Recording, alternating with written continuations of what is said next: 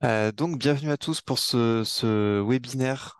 Donc, on organise nous Adaptaville en partenariat avec Plus Fraîche Ma Ville sur l'étude de diagnostic de la surchauffe urbaine sur notre territoire.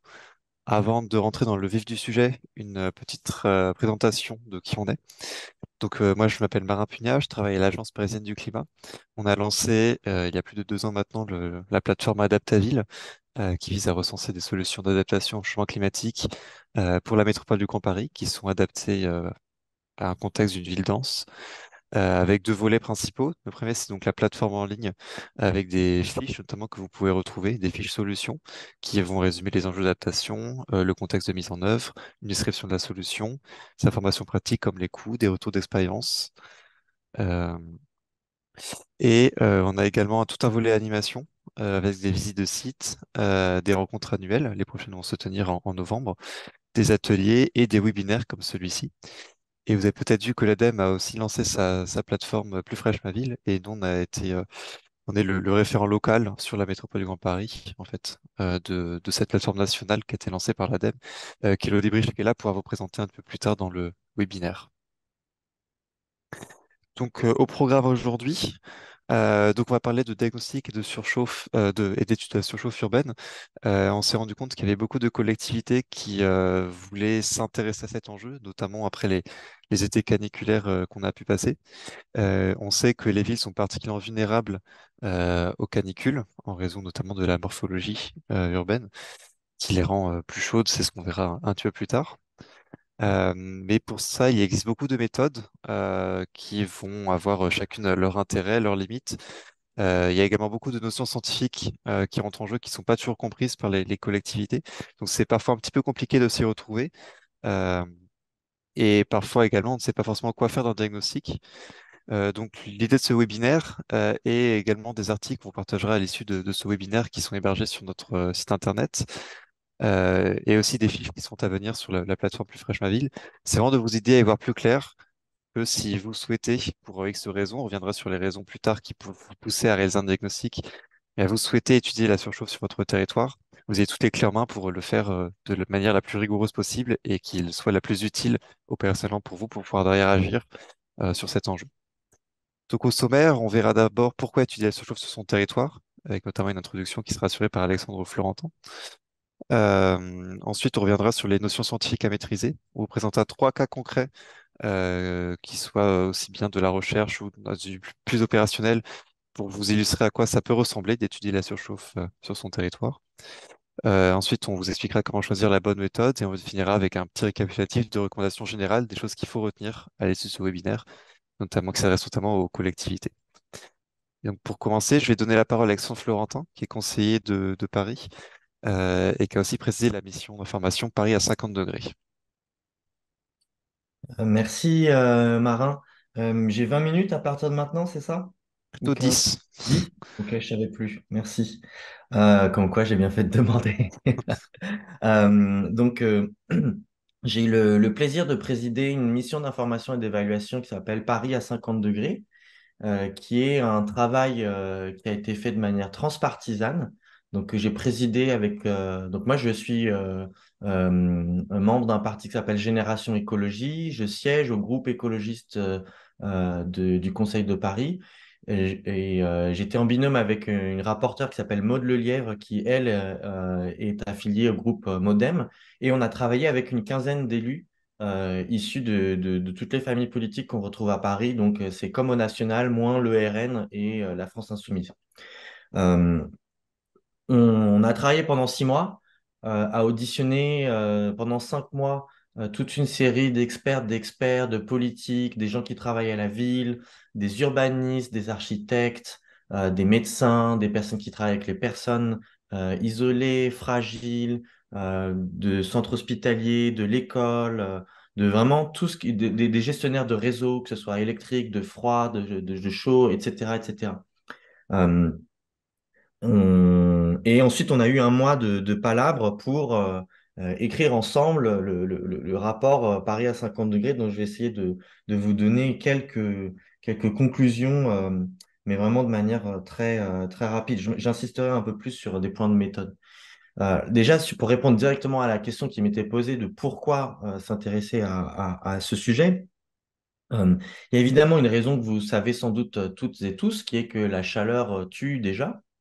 Elle tue particulièrement à Paris et en Île-de-France. Paris est, d'après une étude qui est sortie après la mission Paris à 50 degrés, c'est la ville où vous avez le plus de chances de mourir de chaud. Enfin, c'est la capitale d'Europe où vous avez le plus de chances de mourir de chaud. Et ça pose tout de suite une première question qui est pourquoi Paris plus qu'ailleurs alors que c'est pas l'endroit au monde où il fait le plus chaud. Et Paris, c'est aussi connu pour un autre point, c'est sa densité et sa minéralité. Il y a une deuxième raison qui est sans doute moins connue, y compris de certains spécialistes de la ville, c'est que la chaleur affecte toute notre sphère technique. Votre frigo, chez vous, il a ce qu'on appelle une classe climatique qui fait qu'il ne fonctionnera pas bien si vous déménagez avec à Dakar. Euh, vous avez des serveurs Google l'année dernière qui sont tombés en panne à cause des vagues de chaleur. Vous avez des serveurs du système de santé anglais qui sont tombés en panne et des hôpitaux qui ont dû retravailler avec du papier et stylo pendant un certain temps, à l'été 2022. Tout ce qui est en acier se dilate et se contracte avec la température. Donc, ça veut dire que nos rails de train se dilatent, enfin se tordent. Ça veut dire que vous pouvez avoir, par exemple, pas très loin de chez moi, il y a un pont tournant qui reste, à l'été 2022, il est resté bloqué en position ouverte parce qu'il s'était trop dilaté. Euh, c'est des retards dans les trains à cause de ces problèmes de dilatation des rails, c'est des problèmes sur les réseaux électriques, c'est des problèmes de production électrique, etc., etc. Et ce point-là, il est essentiel à comprendre parce qu'à la fois, on se dit, bon, ça fonctionne bien dans d'autres endroits du monde où il fait plus chaud, donc ça, c'est la partie positive, et donc oui, ça veut dire qu'on pourrait faire autrement. Le problème, c'est que, en fait, ça voudrait dire qu'il faudrait qu'on change toute notre sphère technique.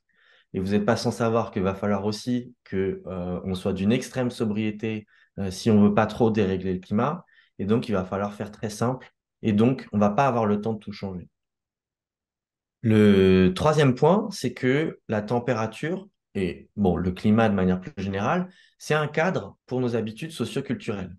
Vous voyez bien que euh, au Maroc, en Espagne, en Italie, on n'a pas exactement les mêmes rythmes de vie ou les mêmes rythmes de vie tout au long de l'année. Euh, donc là aussi, c'est un aspect positif. On peut se dire, on peut en avoir une conclusion positive qui est que on doit pouvoir s'habituer et changer nos rythmes de vie. Mais la difficulté, c'est que on n'est pas forcément organisé pour. Je vous donne un exemple très simple. Si on se mettait à fermer les magasins entre midi et 16 heures, comme dans certains endroits en Espagne, pour pouvoir faire un aller-retour chez soi et faire la sieste, bah, à Paris, il y a plein de gens qui habitent loin, qui habitent en banlieue. C'est pas sûr que, ils aient envie de faire 2 allers-retours par jour euh, dans, dans ce contexte-là. Euh, c'est pas sûr que dans les cuisines parisiennes qui fait en moyenne 14 degrés, où on a eu un relevé de température à 57 degrés, c'est pas sûr que tout le monde accepte de se dire, bah oui, peut-être que dans les pics de chaleur, il faut arrêter de cuire de la barbaque ou d'autres trucs et se mettre à avoir de la cuisine crue pour éviter que les gens qui travaillent en cuisine meurent de chaud, meurent littéralement de chaud.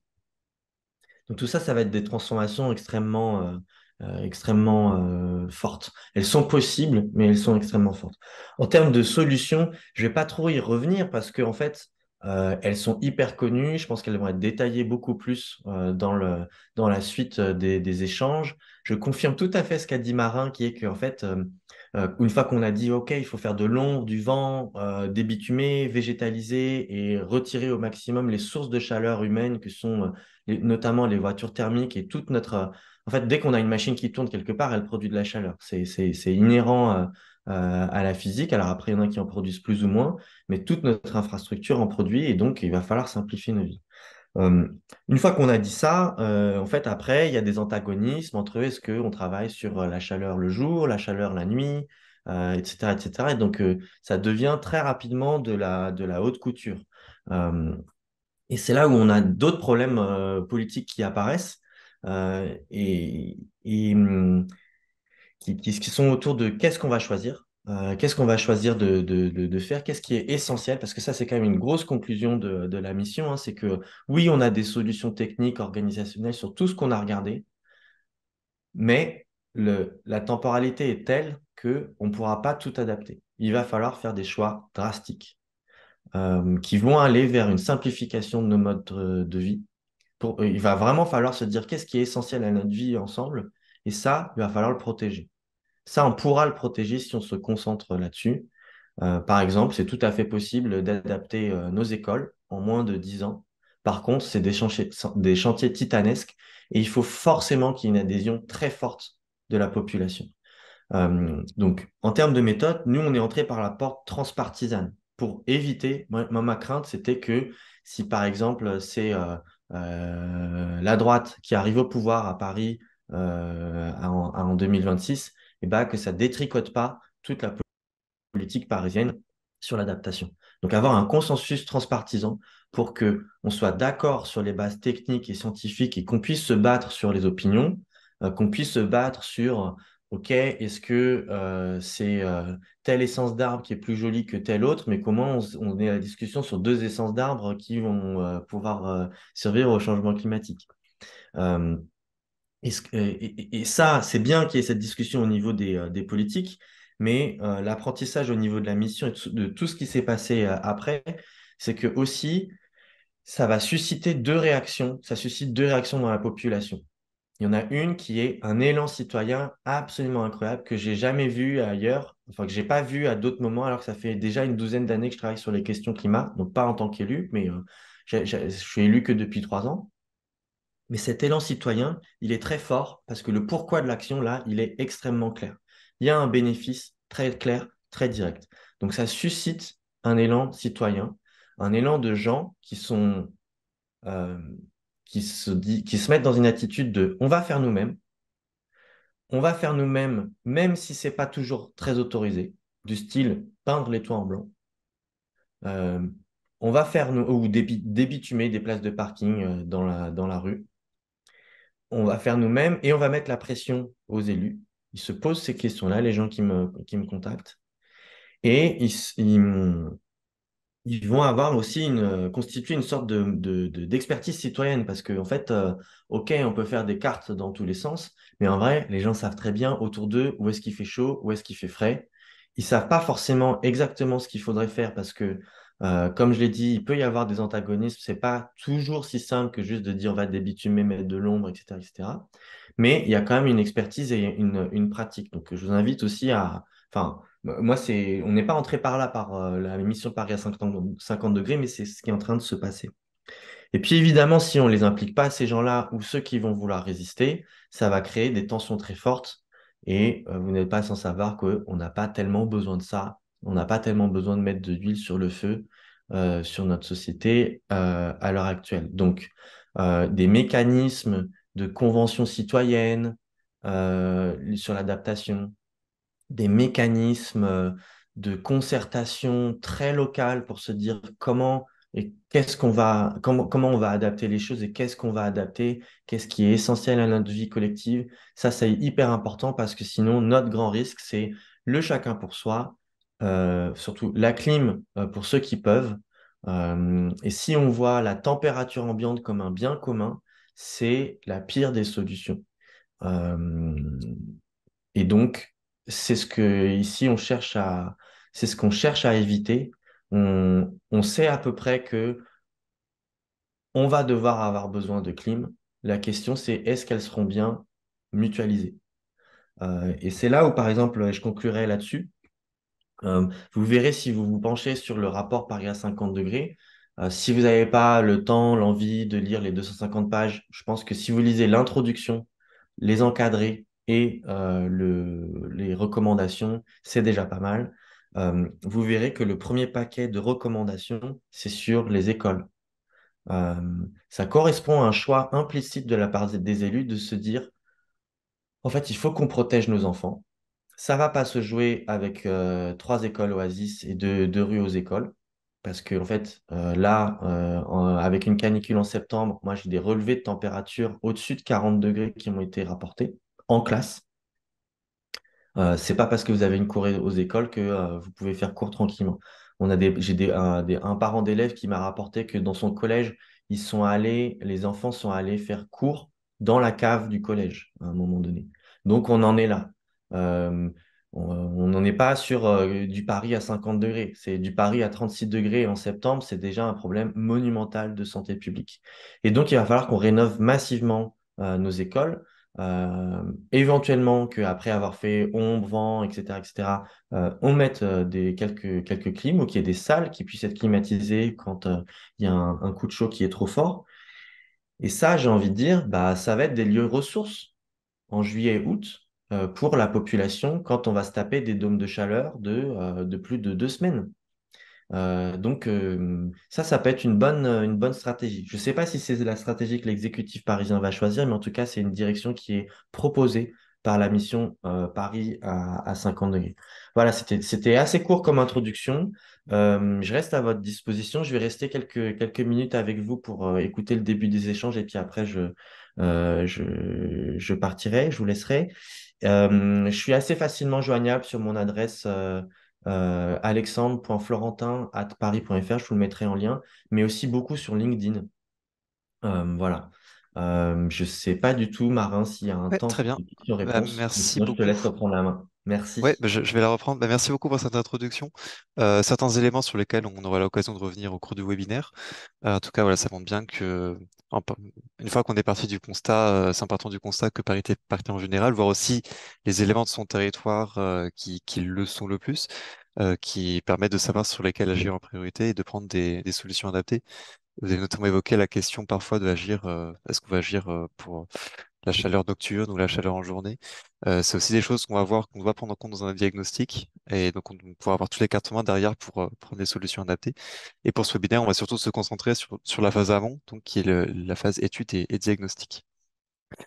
Donc, peut-être pour compléter sur la question pourquoi diagnostiquer ou étudier la surchauffe sur son territoire, pour vous donner peut-être des billes très opérationnelles, savoir concrètement à quoi ça peut servir, avec des applications concrètes.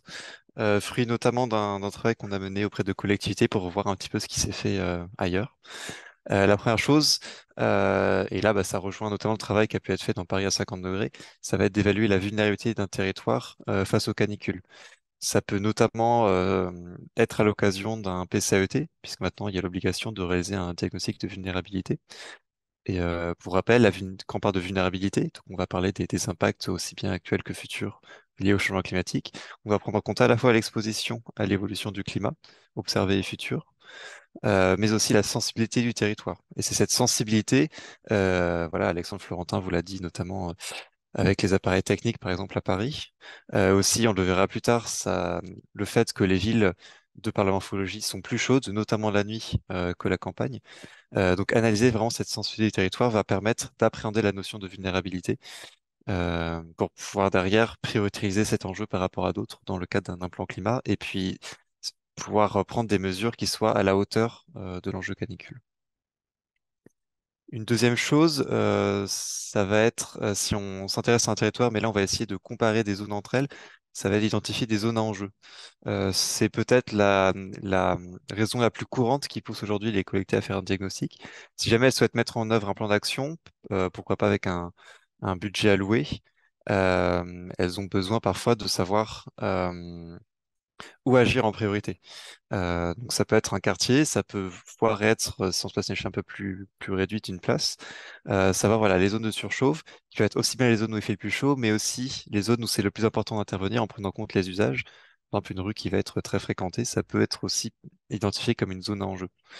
En zone à enjeu, on peut aussi identifier les points de fraîcheur qui peuvent être à protéger, à rendre plus accessibles, ce qu'on appelle parfois les îlots de fraîcheur, ou on peut aussi parler d'espace refuge. Donc voilà, essayer de prioriser l'action spatialement en identifiant ces zones-là. Si on se place sur un temps long, on peut aussi avoir, c'est ce qui s'est fait à Toulouse notamment, l'idée de monitorer la surchauffe dans le temps, ce qui peut avoir ce qui passe par avoir un suivi à la fois au cours d'une année, mais aussi d'une année à l'autre. ce qui peut avoir plusieurs intérêts. Ça peut permettre de fixer des alertes en temps réel qui soient localisées. Donc, si jamais sur un quartier on dépasse une température, on peut mettre en place des actions qui vont être prévues en amont. Euh, on peut par exemple penser au plan canicule. Si on regarde d'une année à l'autre, ça peut être un suivi d'objectifs. On peut avoir, par exemple, limité l'écart de température entre une zone en ville et une zone à la campagne. Euh, donc, on va essayer d'agir sur sa zone, dans la végétalisation par exemple, en faisant en sorte qu'elle surchauffe moins. Et grâce à ce suivi dans le temps, on pourra tester, voir si les actions marchaient. Et puis, ça peut aussi contribuer à créer un observatoire du climat urbain qui peut être sollicité en fait au jour le jour par les différents services de la ville, avec une forte expertise et des données sur le climat, et qui peuvent d'ailleurs être sur la température, mais plus largement, pourquoi pas intégrer aussi la question de pollution de l'air, par exemple. Si on se place là à une échelle plus locale, les trois présents, c'est plutôt à l'échelle d'une agglomération d'une commune. Donc déjà, on peut vouloir avoir une analyse un peu plus fine d'un quartier, du confort thermique dans un quartier. Notamment si on a un projet de réaménager ce quartier, ou si on fait un diagnostic, je pense notamment à Paris dans les opérations embellir votre quartier, ça peut être aussi intéressant de sonder un petit peu l'enjeu de la surchauffe sur son territoire pour pouvoir prendre des mesures qui permettent de lutter au mieux contre ce phénomène. Donc, il peut passer aussi bien par des diagnostics techniques que par de la concertation citoyenne. Et enfin, si on descend encore d'une échelle à l'échelle vraiment d'un aménagement, donc ça peut être une rue, une place, un îlot, une cour d'école, euh, il y a des outils qui existent pour soit, si on part d'un aménagement qui va être emblématique, ça a été le cas par exemple pour la place Garibaldi à Lyon, dans lequel voilà, on a du budget, c'est une priorité de la commune, pouvoir avoir des outils qui permettent de très précisément étudier euh, la surchauffe sur cet espace pour pouvoir derrière agir au mieux et tester différents scénarios pour rafraîchir au mieux cet espace. On a aussi des outils, on en verra un d'ailleurs plus tard, qui sont un peu plus simples d'utilisation, qui permettent là d'être utilisés au quotidien pour des réaménagements routiniers. Par exemple, si on veut refaire les cours d'école, on n'aura pas forcément besoin de faire une grosse analyse pour chacune des cours d'école si on veut massifier l'opération, mais il y a des outils peut-être un peu plus flexibles qui existent. Donc on y reviendra après dans les recommandations générales, mais c'est très important, c'est pour ça qu'on commence aussi par ça, d'avant de se lancer dans un diagnostic, de bien savoir ce qu'on veut en faire. Ça permet ensuite que le diagnostic soit vraiment utilisé. Et pour savoir aussi ce qu'on cherche, il faut comprendre des notions techniques, scientifiques, parce que, comme je l'ai dit dans l'introduction, beaucoup de notions autour de la surchauffe qui ne sont pas toujours bien comprises par les différents acteurs. Et ce sera l'objet de notre seconde partie. Et je vais donner la parole à Elodie Brich et à Martin Handel. Donc d'abord à toi, Elodie, donc de l'ADEME, qui a lancé la plateforme Plus fraîche ma ville, pour commencer à nous expliquer notamment les concepts d'îlot de chaleur urbain. Bonjour à toutes et à tous. Merci beaucoup d'être présents et présentes ce matin. Alors, juste pour rappel, pour ma part, je suis coordinatrice en recherche et développement en urbanisme durable au pôle aménagement des villes et territoires de l'ADEME et intrapreneur sur la start-up d'État Plus fraîche ma ville que je vous présenterai après. Je vais vous partager mon écran.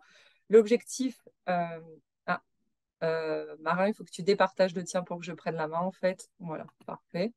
Merci. Je vais vous partager mon écran. Voilà, ici. Donc, comme l'a expliqué Marin, il y a beaucoup de confusions qui sont faites sur sur la surchauffe urbaine. Alors, déjà, dans un premier temps, le phénomène d'îlot de chaleur urbain, c'est la différence de température entre la ville et la campagne. Donc, c'est vraiment une différence de température plutôt de l'air entre un centre-ville urbain et et la campagne environnante. Donc, cette différence peut atteindre de 2 à parfois 10, 11 degrés en fonction des conditions aussi météorologiques. C'est-à-dire que le phénomène d'îlot de chaleur urbain, on va le voir davantage lorsque on a des situations dites radiatives, c'est-à-dire lorsque on a peu de vent et peu de nuages. De plus, ce phénomène d'îlot de chaleur urbain, contrairement à certaines fausses idées reçues, il peut être observé toute l'année. C'est-à-dire qu'il peut être observé en été, mais aussi en automne, en hiver. Il est vraiment présent présent dans toutes les enfin, dans toutes les villes, si vous voulez, à différentes échelles spatiales et temporelles. On va surtout l'observer aussi la nuit. C'est-à-dire que typiquement, en période de canicule, le phénomène d'îlot de chaleur, il va quelque part être intensifié. Et puis finalement, ce qui va se passer, c'est qu'on va avoir une nuit au-dessus de 20 degrés, donc dite tropicale. C'est là où le corps thermique des habitants, il va être problématique parce que le corps humain ne va pas pouvoir se poser. Donc voilà, ce phénomène d'îlot de chaleur, c'est important de bien comprendre que c'est des différences de température entre la campagne et un centre-ville environ. Maintenant, bien souvent, dans les études, on va entendre parler de finalement de température de surface, de température de l'air, de, d'îlots de chaleur urbain au pluriel. Alors, scientifiquement, c'est vraiment une différence entre la ville et la campagne. Et vous pouvez voir ici l'observation de ce phénomène entre la nuit et le jour. Et bien évidemment, en fonction de la morphologie urbaine, donc si on a par exemple des espaces avec de l'eau, un lac, des espaces verts comme des parcs, bah, fatalement, la température de l'air, elle va fluctuer et être moins élevée peut-être devant, au-dessus d'espaces naturels type les espaces verts. C'est bien pour ça qu'on appelle ces endroits des îles de fraîcheur, parce qu'il va faire plus frais à ces endroits-là. Donc là, vous pouvez voir la variabilité finalement spatiale en fonction du type de morphologie urbaine de ce phénomène d'îlot de chaleur urbain, mais aussi sa variabilité temporelle entre la nuit et le jour. On vous a mis également sur ce graphique les températures ici de surface et les températures de l'air. Voilà. Donc, les températures de surface, pour rappel, ça va être vraiment quand on observe la température d'un matériau. Alors ça va être important de bien le concevoir parce que ça va déterminer aussi le diagnostic de la surchauffe urbaine que vous allez souhaiter faire au sein de vos collectivités. Donc typiquement, connaître la variabilité spatiale et temporelle de ce phénomène d'îlot de chaleur urbain, ça va vous permettre de travailler sur l'adaptation de la ville en termes de morphologie, de politique énergétique, d'usage des matériaux, d'agencement des espaces verts et forcément de rafraîchissement urbain. C'est justement ce que M. Florentin présentait juste avant. Là, je commence déjà à vous poser une question. Modéliser finalement le climat aux échelles fines, est-ce une solution pour transformer la ville? Donc, on y reviendra après en vous présentant différents types de méthodes. Juste pour vous montrer la variation de ce phénomène d'îlot de chaleur urbain. Alors, le graphique est assez âgé, de 1997, mais ce qui est intéressant, c'est que c'est sur vos territoires, donc entre Paris, Saint-Jacques et Melun. Et là, vous pouvez voir l'intensité, c'est-à-dire l'écart de température entre Paris et Melun, l'écart de température en temps couvert et venteux, donc ce phénomène d'îlot de chaleur urbain, finalement, on va beaucoup moins le voir lorsque le temps est couvert et venteux. Après, il va y avoir temporellement une période de transition quand on va passer d'un temps dynamique à un temps clair et calme, ce que j'ai appelé situation radiative. Et là, vous allez vraiment voir les variations intra- et interjournalières de l'îlot de chaleur urbain. Donc, c'est ça qui est important aussi de retenir. Donc, on a une différence de température entre la ville et la campagne, mais cette différence de température, en fonction des conditions météorologiques, elle va évoluer, en fonction aussi de la saison sur laquelle on est en train d'observer les données. Et puis, spatialement, ce phénomène d'ICU, il va être plus ou moins intense en fonction de la morphologie urbaine. Si on regarde maintenant au sein même d'une période de temps clair et calme, vous voyez ici la variation cette fois interjournalière, où là, vous pouvez voir la différence vraiment entre le diurne et le nocturne sur une journée. Vous voyez ici. Donc ça, c'est vraiment important de bien définir ce phénomène d'îlot de chaleur urbain. Maintenant, la surchauffe urbaine. Le parti pris qu'on a pris à l'ADEME sur la surchauffe urbaine, c'est que la surchauffe urbaine regroupe à la fois le phénomène d'îlot de chaleur urbain, tout ce qui est lié à la surchauffe urbaine en termes de température de surface, quand on va prendre des relevés de température de matériaux, par exemple du goudron, et tout ce qui est autour de l'homme, c'est-à-dire de paramètres anthropiques tels que le confort thermique de l'homme. Donc, dans cette surchauffe, on rencontre des paramètres morphologiques, des paramètres surfaciques que vous avez ici et des paramètres anthropiques.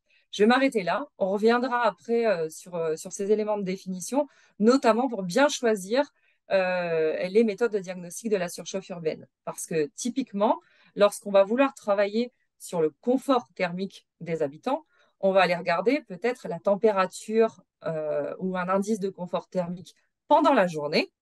Et quand on va vouloir travailler sur l'effet d'ICU, donc ce phénomène d'îlot de chaleur urbain, on va devoir trouver des solutions de rafraîchissement urbain qui vont correspondre à une baisse ou en tout cas à une modération de cet effet d'îlot de chaleur urbain, notamment pendant la nuit. Donc, vous voyez, en fonction des solutions, elles vont être soit adaptées aux deux types de contextes, pour le confort thermique et pour l'ICU.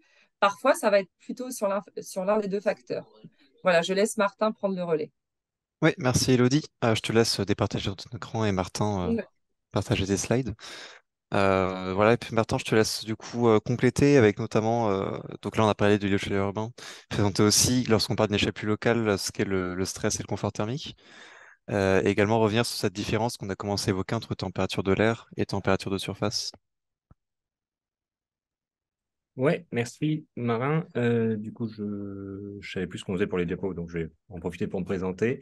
Donc Martin Endel, je suis enseignant-chercheur à Essier-Paris, donc une école d'ingénieurs de l'université Gustave Eiffel. Et je réalise mes recherches sur la thématique donc, du rafraîchissement au sein d'un labo qui s'appelle le LEED, qui est un laboratoire du CNRS et de l'université Paris-Cité. Et donc, je travaille effectivement de l'échelle du labo sur des matériaux jusqu'à l'échelle de territoire plus vaste, ça peut aller jusqu'à la ville, sur cette thématique de comment rafraîchir. Donc, effectivement, si je reviens sur les notions fondamentales, donc Elodie a dit l'essentiel. Si je reviens bien sur cette notion de stress thermique ou de confort thermique, ce qu'il faut avoir en tête, c'est qu'en fait, le stress thermique, ça va être la réponse ou l'état physiologique du corps humain dans lequel il faut fournir un effort pour réguler sa température. Donc, ça va dépendre des échanges de chaleur avec son environnement. Si vous donc pour vous mettre, il faut faire c'est une expérience que vous avez tous faite un jour ou l'autre. Donc, vous êtes dans une rue ou quelque part en plein soleil. Vous traversez la rue, vous parcourez quelques mètres pour passer au côté ombragé. La température de l'air est quasiment la même. Par contre, forcément, votre ressenti est très, très différent. Et donc, ça va vraiment être ça. Et ce n'est pas une différence juste de ressenti, c'est une différence d'échange de chaleur et de chauffage du corps. Enfin, les échanges avec le corps sont plus intenses, évidemment, au soleil qu'à l'ombre. Donc, pour caractériser ça, on ne peut pas se focaliser uniquement sur la température de l'air. On est obligé de regarder les autres paramètres. Donc, en fait, on va s'intéresser à l'ensemble des échanges du corps. Donc, ça va dépendre de votre activité métabolique, de votre activité physique. Est-ce que vous sortez d'un marathon ou est-ce que vous sortez de la sieste? Vous n'avez pas la même chaleur générée en interne. Ça dépend de comment vous êtes habillé. Est-ce que vous êtes en anorak ou est-ce que vous êtes en short et t-shirt? Vous n'aurez pas les mêmes échanges avec l'atmosphère.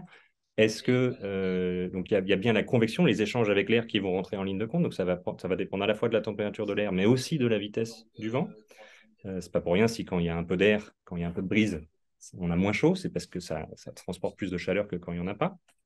Il y a les échanges dits radiatifs avec le soleil direct ou indirect, réfléchis sur des surfaces réfléchissantes, que ce soit vitré ou non. Et enfin, on a les échanges infrarouges, donc on ne voit pas, mais qui sont bien présents, avec les surfaces qui, elles, relarguent la chaleur par rayonnement au cours de la journée. Et ensuite, on a effectivement l'humidité qui va rentrer en ligne de compte avec soit la respiration, soit la transpiration. Alors, la conduction, quand on est en station debout, ce n'est pas très pertinent parce que la surface d'échange est petite et puis les semelles de chaussures, ça isole un peu. Par contre, c'est vrai que pour toutes les personnes qui vivent dans la rue, la conduction peut être non négligeable selon les endroits. Et donc, il faut bien avoir en tête cette nuance importante entre stress thermique qui va être très impacté par d'autres paramètres que uniquement la température d'air, sachant que l'îlot de chaleur urbain, c'est quelque chose qui est caractérisé uniquement sur la base d'une différence de température d'air. Alors, du coup, Marin, sauf si tu me contredis, on va passer à la vigilance par rapport donc, entre la différence entre Ouais. température de l'air et température de surface. Ce qu'il faut. Alors, peut-être juste avant ça, quand même, je voudrais juste préciser que Elodie l'a dit, mais j'insiste, hein, c'est que les moyens pour lutter contre limiter l'intensité de l'îlot de chaleur urbain, qui en fait reviennent à s'intéresser aux températures la nuit. Si je regarde, c'est le moment où c'est le plus intense. Hein, si je regarde une représentation schématique d'évolution de température d'air à un point urbain, un point rural, ça suit des courbes ça va dépendre des conditions à la fois dans la zone rurale et de la ville et des conditions météorologiques, mais ça peut suivre ce type de représentation, ce type de comportement. On a des températures en journée qui sont très proches, il n'y a pas de différence majeure. Et c'est vraiment tard dans la nuit, juste avant le lever du soleil, qu'on va avoir cette différence qui va se développer entre la ville et la zone rurale. Il faut bien avoir en tête que lutter contre l'îlot de chaleur urbain, souvent on essaie de limiter cette différence qui est au maximum la nuit.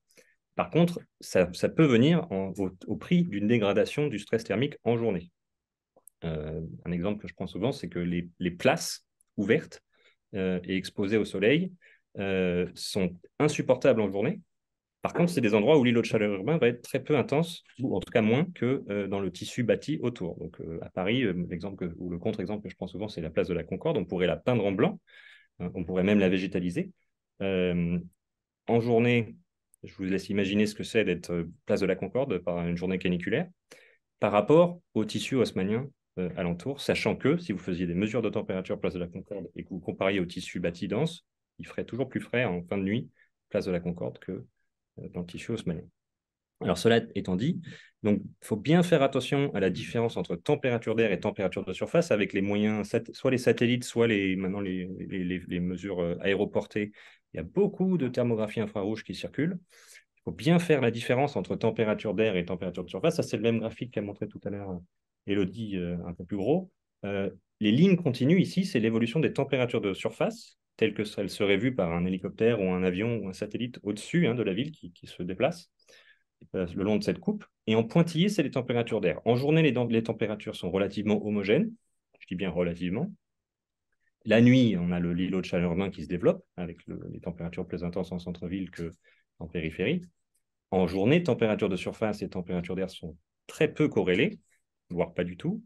Et la nuit, le sont mieux, le sont plus. Par contre, on voit quand même des écarts qui peuvent être très importants selon les propriétés de surface. Ça va vraiment, là, on ne rentre pas que dans la température de surface des surfaces qu'on regarde, mais aussi dans leurs propriétés optiques. Les toitures en zinc, typiquement, vous ne voyez rien à la caméra infrarouge. Et donc, ça, c'est une vue en coupe, pardon. Si on regarde une vue en plan, à gauche, on a une thermographie satellitaire de Paris en journée, où on voit que les zones industrielles qui ont une très faible inertie thermique se sont beaucoup échauffées en surface, et que l'intérieur a l'air plus frais. Si on fait la simulation de la température de l'air tard dans la nuit, on voit bien que l'îlot de chaleur urbain se concentre en centre-ville. Donc, il faut vraiment faire attention parce que ce ne sont pas des cartes de température d'air, les thermographies en plan. Alors, souvent, on peut s'amuser à regarder la place d'Italie. Là, on est dans la nuit. Il n'y a pas beaucoup de voitures, c'est les carrés bleus, les voitures. Et on voit plein de choses qui se passent. Et donc, juste très rapidement, on voit qu'il y a le réseau de chaleur urbain qui circule ici, sous le trottoir et qui traverse l'avenue. On a le terminus ici de la ligne 5, où il y a beaucoup de manutention et d'aller-retour des métros qui rejettent de la chaleur en surface. Par contre, si vous faisiez des mesures de température d'air à hauteur standard, c'est entre 1 et 2 mètres, vous ne verriez pas du tout des contrastes aussi marqués. Donc, il faut vraiment, vraiment savoir faire la nuance entre les deux. Vous ne pouvez pas utiliser comme ça une carte infrarouge pour agir en disant je lutte contre les températures d'air élevées. Ce n'est pas la même chose. Voilà. Et ensuite, il y a vraiment une question qu'il faut se poser. Élodie l'a dit et je l'ai redit. Donc, je vais terminer là-dessus. Est-ce que l'objectif, c'est de lutter contre l'îlot de chaleur urbain ou est-ce que l'objectif, c'est de lutter contre les pics de chaleur, donc le confort thermique des espaces publics? Une des mesures phares dont on parle souvent, c'est de rendre les rues réfléchissantes. Et si on pense aux villes du Sud, Alexandre l'a dit tout à l'heure en introduction, les villes du Sud qui peuvent être réfléchissantes, les rues sont vides entre midi et 16 heures. Ce n'est pas seulement une histoire de culture, c'est simplement que si la rue est réfléchissante, vous en faites un four solaire. Et du coup, si vous arpentez une rue au moment où vous avez plein d'apports solaires, en fait, il fait plus chaud que si on n'avait pas fait ça. Donc voilà, c'est des choix, des arbitrages qu'il faut faire, et il faut être conscient des limites de ces différents aspects. Voilà. J'allais rebondir dessus, Martin, justement, que donc les revêtements réfléchissants, le blanc, lorsqu'on met du blanc sur des places, et bon, je me permets de me balader un petit peu parce que je représente un peu la ville de Marseille vu que j'y vis. Vous avez différentes places, comme à la Joliette, où tout le revêtement a été mis en blanc. Donc, ça va effectivement contribuer à une baisse de l'ICU pendant la nuit, ou en tout cas à garder une certaine stagnation de cet effet d'ICU. Par contre, pendant la journée, comme ce sont des places exposées complètement au soleil, bah, les gens qui se baladent à la Joliette, entre les grands immeubles et les grands buildings, se plaquent contre les buildings pour éviter de passer au milieu de la place et d'être à la fois ébloui et d'avoir trop chaud, en fait. Donc, vous pourrez aller regarder sur Plus fraîche ma ville, mais on vous met des catégories OUPS qui vont vous permettre, lorsque vous avez déployé des solutions de rafraîchissement urbain qui pouvaient paraître intéressantes. Là, en termes de température de surface, bah, ça marche plutôt bien, le revêtement blanc.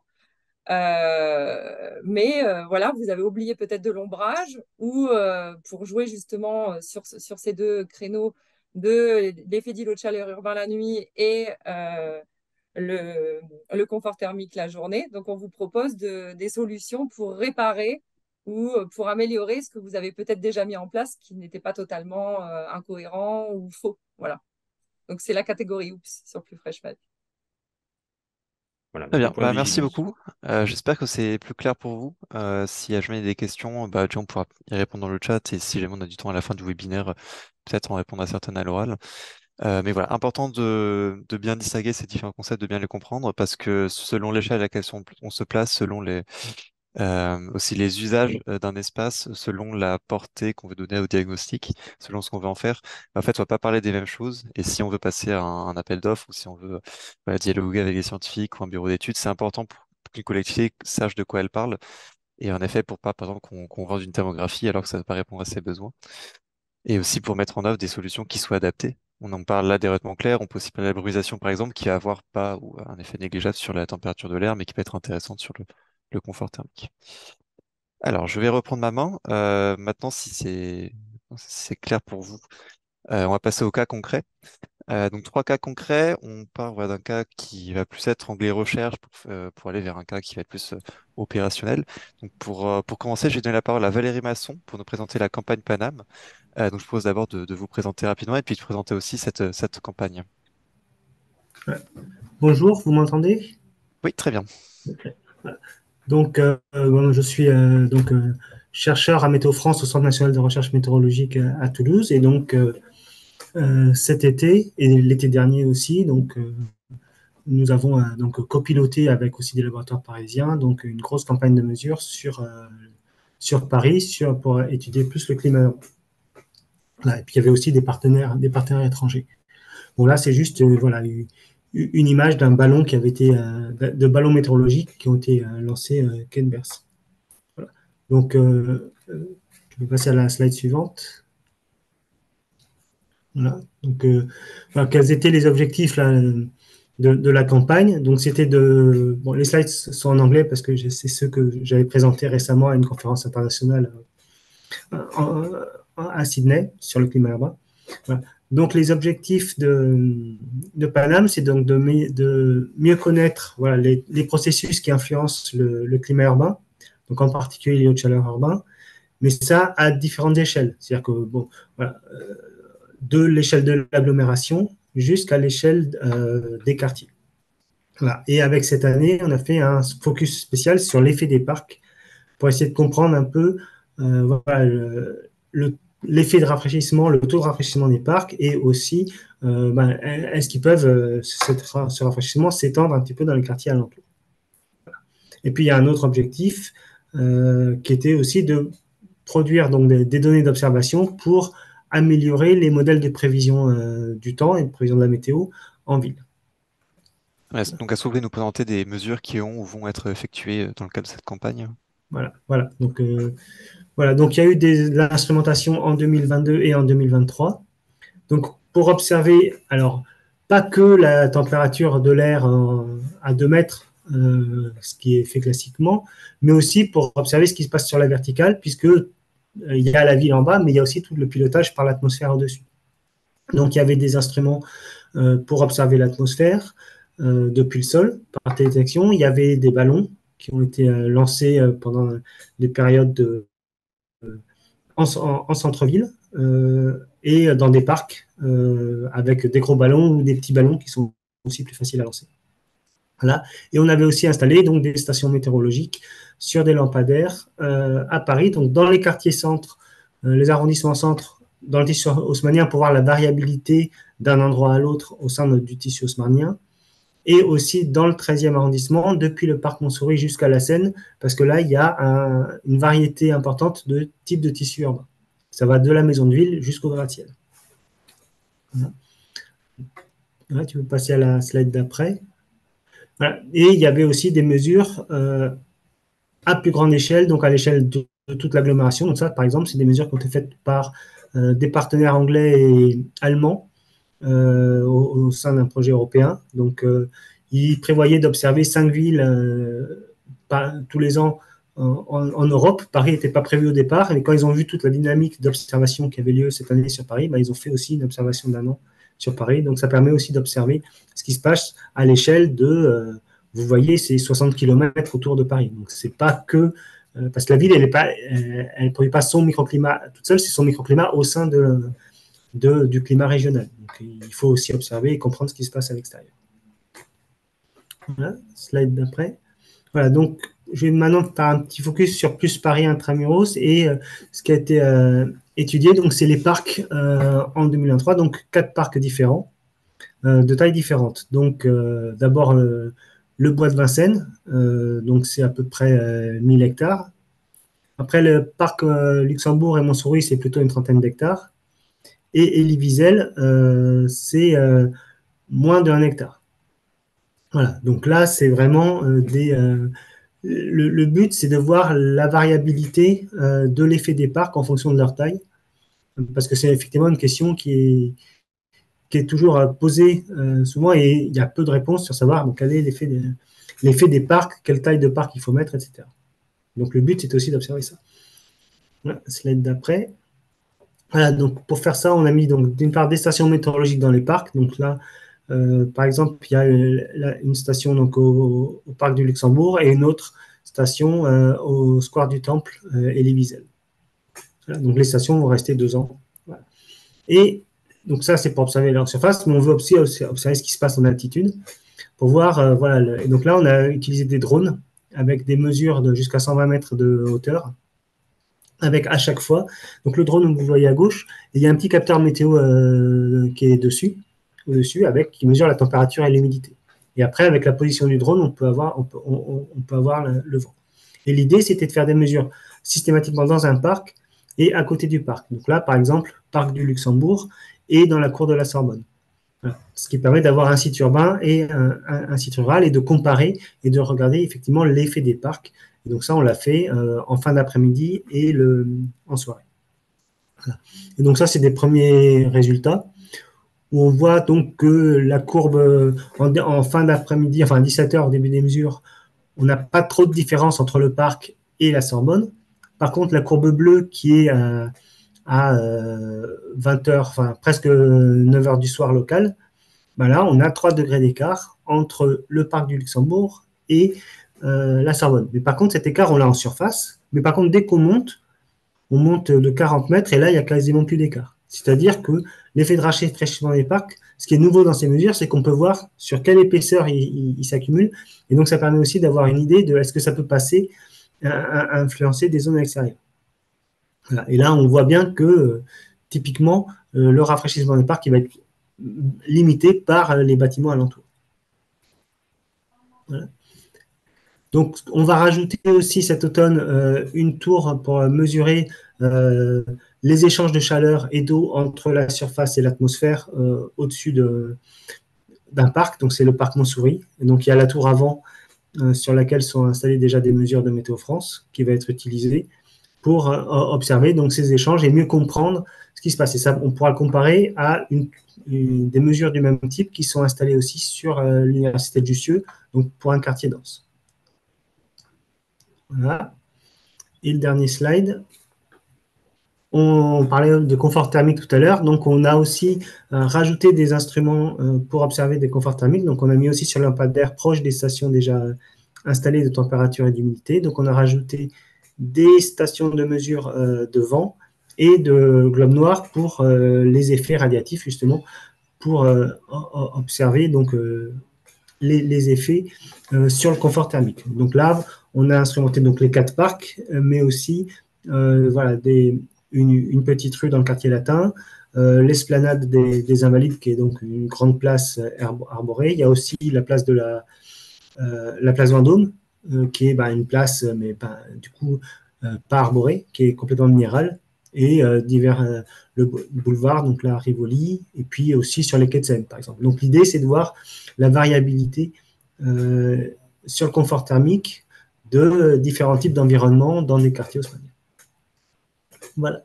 Ah, très bien, ben, merci beaucoup. Je pense que ça donne un bon éventail de tout ce qu'on peut faire en mesure, surtout des mesures fixes pour une agglomération.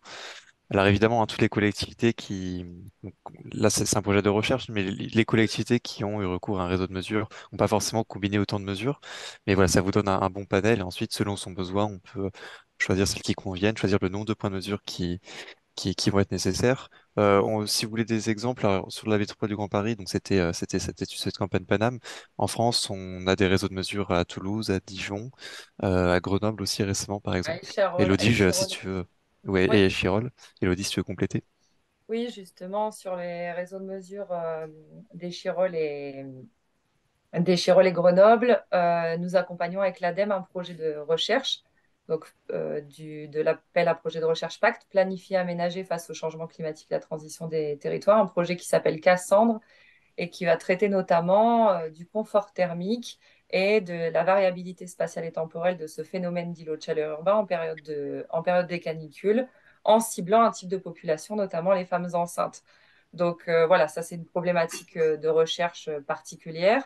Vous avez d'autres réseaux qui sont déployés. Par exemple, je pense que Valérie, tu pourrais donner plus de détails sur Toulouse et des campagnes de mesures qui sont réalisées également dans le cadre de projets de recherche qui sont accompagnés par l'ADEME, Pandora 1 et Pandora 2. Sur ces réseaux de mesure, enfin, en tout cas sur la mesure, on pourra en reparler plus en détail après. Ça va dépendre si la collectivité aussi a le budget pour mettre en place un réseau de mesure pérenne. Ce réseau de mesure pérenne, il ne va pas se placer n'importe comment en ville, en fait. Ça va vraiment dépendre de la problématique, de la question que vous vous posez en amont. Donc ça, on y reviendra un petit peu après quand on présentera les différents types de méthodes. Mais je pense que Valérie, tu as sûrement des choses à dire sur Toulouse comme exemple. Oui, sur Toulouse, donc là, c'est une collaboration qu'il y a eu avec le CNRM depuis 2016. Mais ce qui est particulier, c'est que la collectivité a internalisé la compétence. Donc d'abord, en travaillant avec une thèse avec nous, mais les stations de mesure sont achetées et gérées par la métropole, donc il y en a 70. Et là, ils ont rajouté cet été aussi, ils ont acheté des capteurs supplémentaires pour des globes noirs pour les conforts thermiques, etc. Là. Et ils vont ouvrir aussi une cellule en interne de climat urbain, donc d'observatoire du climat urbain, donc de 4 personnes, qui va être donc une compétence qui va être internalisée pour faire ces études-là au sein de la métropole. Et donc, ils vont produire des cartes d'îlots de chaleur ou des choses comme ça et mettre à disposition aussi les données. Ok, bah, je propose de passer au cas suivant. En ça, Valérie, avant que vous nous quittiez, il y a juste deux petites questions pour vous là, que je vous pose très rapidement. La première, c'est quand seront publiés les résultats Ouais, de l'étude sur les parcs? ouais. Typiquement, on va commencer à déjà qualifier les données, puis ensuite les exploiter scientifiquement. Donc, il va y avoir des stages proposés et il y a des chercheurs qui ont travaillé dessus. Donc, typiquement, ça va être 2 ans à peu près. Voilà. Donc, c'est Ok. le temps de la recherche. Donc, c'est pas extrêmement rapide, mais on prend vraiment le soin d'étudier tout avant de publier les résultats. Juste pour Très bien. rebondir sur Valérie, puisque tu m'as suggéré comme modératrice de ces sessions, Marin, Oui. on a aussi un projet de recherche donc, qui est accompagné par l'ADEME qui s'appelle Cool Parks, donc qui est en collaboration avec Nantes. Et l'objectif, c'est d'aller voir le potentiel de rafraîchissement des parcs urbains, en fait. Donc là, pareillement, c'est un peu spécifique, c'est sur les parcs, c'est vraiment une méthodologie de recherche qui a été construite, mais ça permet de voir comment finalement le rafraîchissement peut s'étendre à l'extérieur du parc sur les rues environnantes et comment ça se passe en fonction de la morphologie urbaine environnantes autour de ces parcs et bien entendu de la disposition, de l'orientation, de l'altitude, enfin de la formation de ces parcs euh, voilà. Donc, si jamais vous êtes intéressé, il y a une restitution hein, qui est assez ouverte, notamment aux collectivités, au mois d'octobre. Donc, on pourra peut-être vous passer le lien. Marin, je ne sais pas ce que tu en penses, mais on pourra peut-être vous passer Ouais, le lien. ouais, ouais. Bah, n'hésite pas à partager dans la conversation. Ouais, je vais le mettre. Ça marche. Merci, Marin. Ok. Donc, je vous propose de passer au cas suivant. Donc, je vais refaire venir Martin Handel, que vous connaissez maintenant, pour l'instrumentation des cours Oasis. Donc, cours Oasis, bon, pour les Parisiens, je pense que vous avez déjà entendu parler de ce projet. Mais voilà, Martin, si tu veux quand même d'abord revenir rapidement sur le contexte. Ouais. Donc le projet Cours Oasis, c'est un projet, donc c'est un programme à la base de la ville de Paris, adopté dans le cadre de sa stratégie résilience à l'automne 2017. C'est une des actions phares donc de ce document. Et il s'agit, Alexandre en a parlé tout à l'heure, de traiter, de transformer les cours d'école parisiennes en, alors j'utilise le terme de manière abusive, mais pour transformer les cours d'école parisiennes en îlots de fraîcheur. Donc l'idée, c'est de désimperméabiliser les cours d'école, de les revégétaliser, de travailler sur le cycle de l'eau et tout un tas d'enjeux. Alors le consortium, donc en complément de ce programme, la ville a porté un projet européen FEDER UIA, donc UIA c'est un financement spécifique, hein, Urban Innovative Action, OASIS, portant sur l'évaluation scientifique pluridisciplinaire de la transformation de 10 cours pilotes. Donc sur la carte à gauche, c'est les points bleus. Et la liste des partenaires détaillés se trouve dans les logos en dessous, là, ici, à gauche de la photo du bas, avec donc une évaluation à la fois sur les usages par les enfants, par des collègues sociologues de Sciences Po, sur les façons de changer les méthodes des équipes de la ville de Paris avec un fort accompagnement du CAUE 75. Et ensuite, une analyse des aspects microclimatiques du rafraîchissement conjointe entre Météo France et nous sur donc l'évaluation des bénéfices de ces microclimatiques, de ces transformations. Alors, vous avez une espèce d'illustration, alors c'est un peu triché parce que la cour d'école Oasis Pilote, c'est celle de droite en haut, qui se trouve dans le 15e. Et en fait, elle est juxtaposée à une cour d'école élémentaire qui est à gauche. Donc c'est pas vraiment une photo avant-après au-dessus. Par contre, en dessous, c'est un vrai avant-après. Donc on voit à la livraison à peu près l'état de la cour pilote où donc les arbres étaient déjà présents. On a désimperméabilisé avec pas mal de copeaux de bois et de matériaux biosourcés, etc. Il y a des végétaux qui n'étaient pas encore plantés en février 2021 qui sont apparus en bas de la photo en septembre 2022. Et entre-temps, la cour d'école élémentaire à gauche a été transformée. Donc, il y a un gros travail sur la désimperméabilisation, la déconcentration des jeux pour limiter notamment les conflits d'usage. Voilà, des enjeux un peu spécifiques peut-être à Paris où les cours d'école sont petites par rapport à la taux d'occupation des écoles. Voilà, donc il y a Et eu donc, pas du coup, mal de communication de la part de la ville sur le programme Oasis. Je vous invite à jeter un coup d'œil au site web si vous n'en avez pas entendu parler auparavant. Mais ça a été pas mal médiatisé. Oui, tu voulais dire, pardon.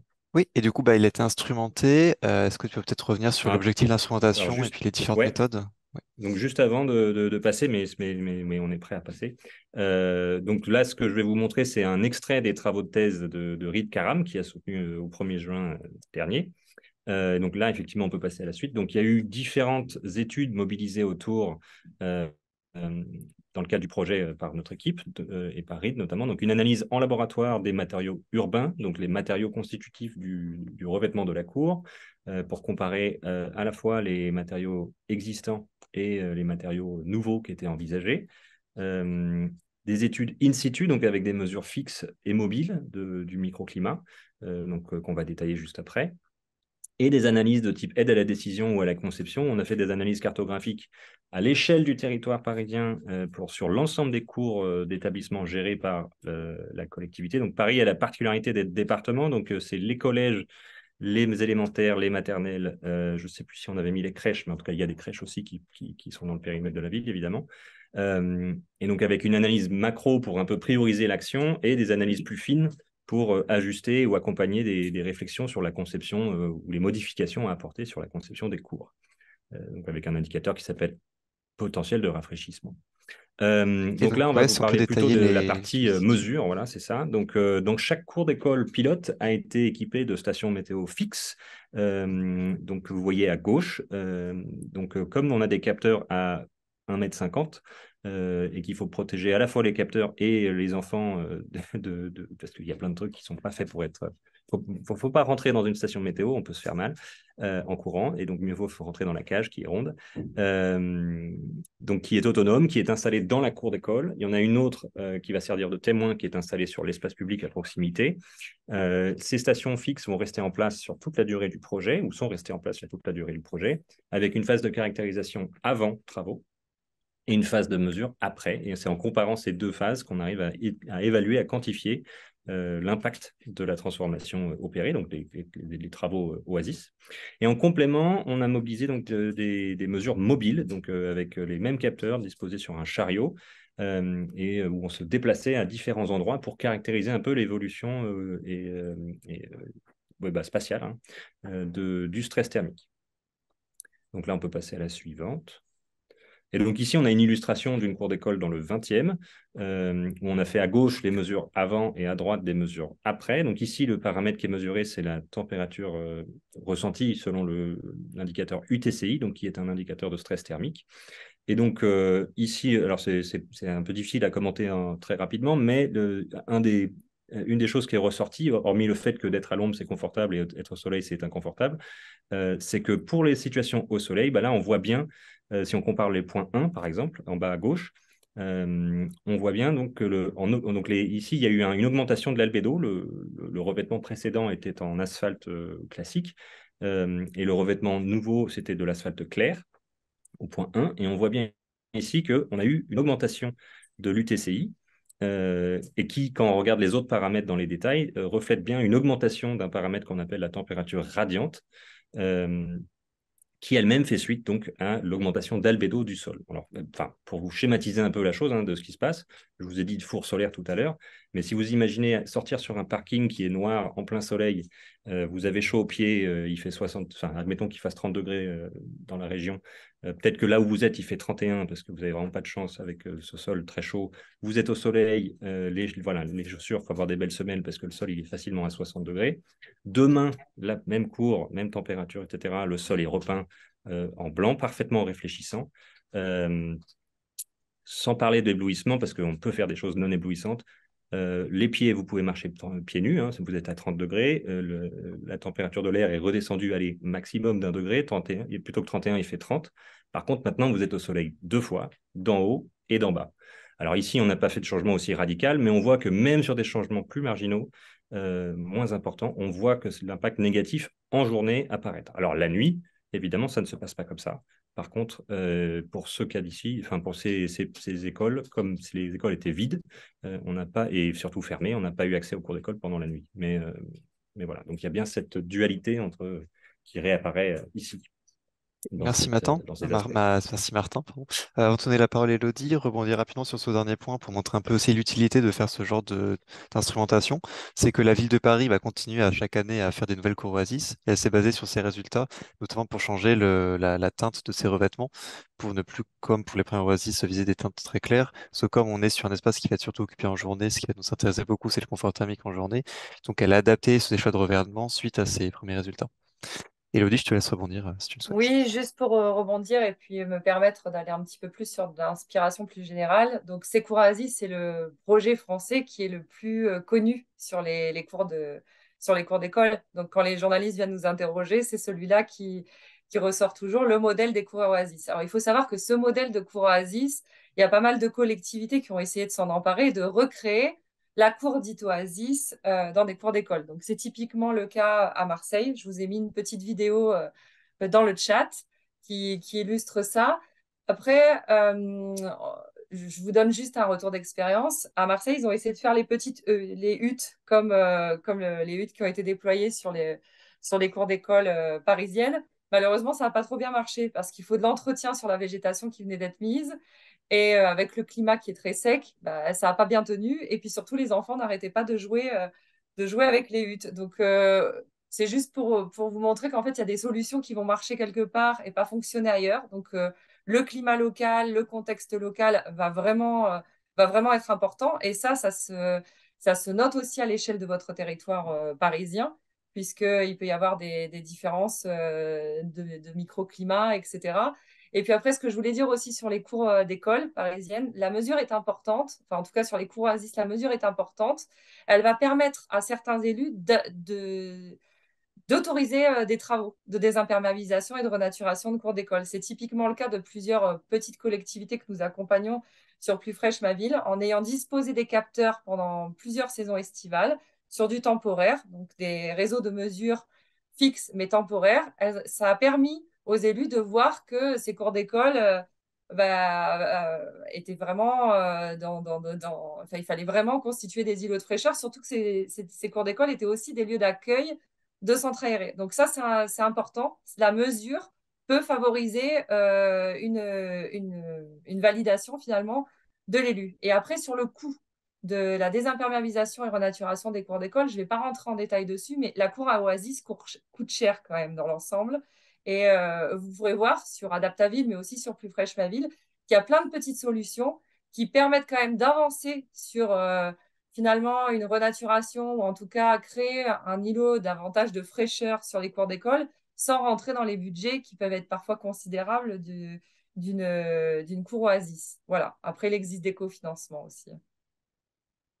Oui, mais ouais, un projet aussi très porté, enfin, aussi très apprécié en général hein, des écoliers, Mmh. on a des bons retours, et puis très porté aussi politiquement.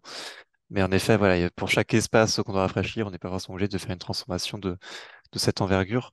C'est-à-dire aussi que les courroisies, c'était pas seulement aussi une question autour de la surchauffe.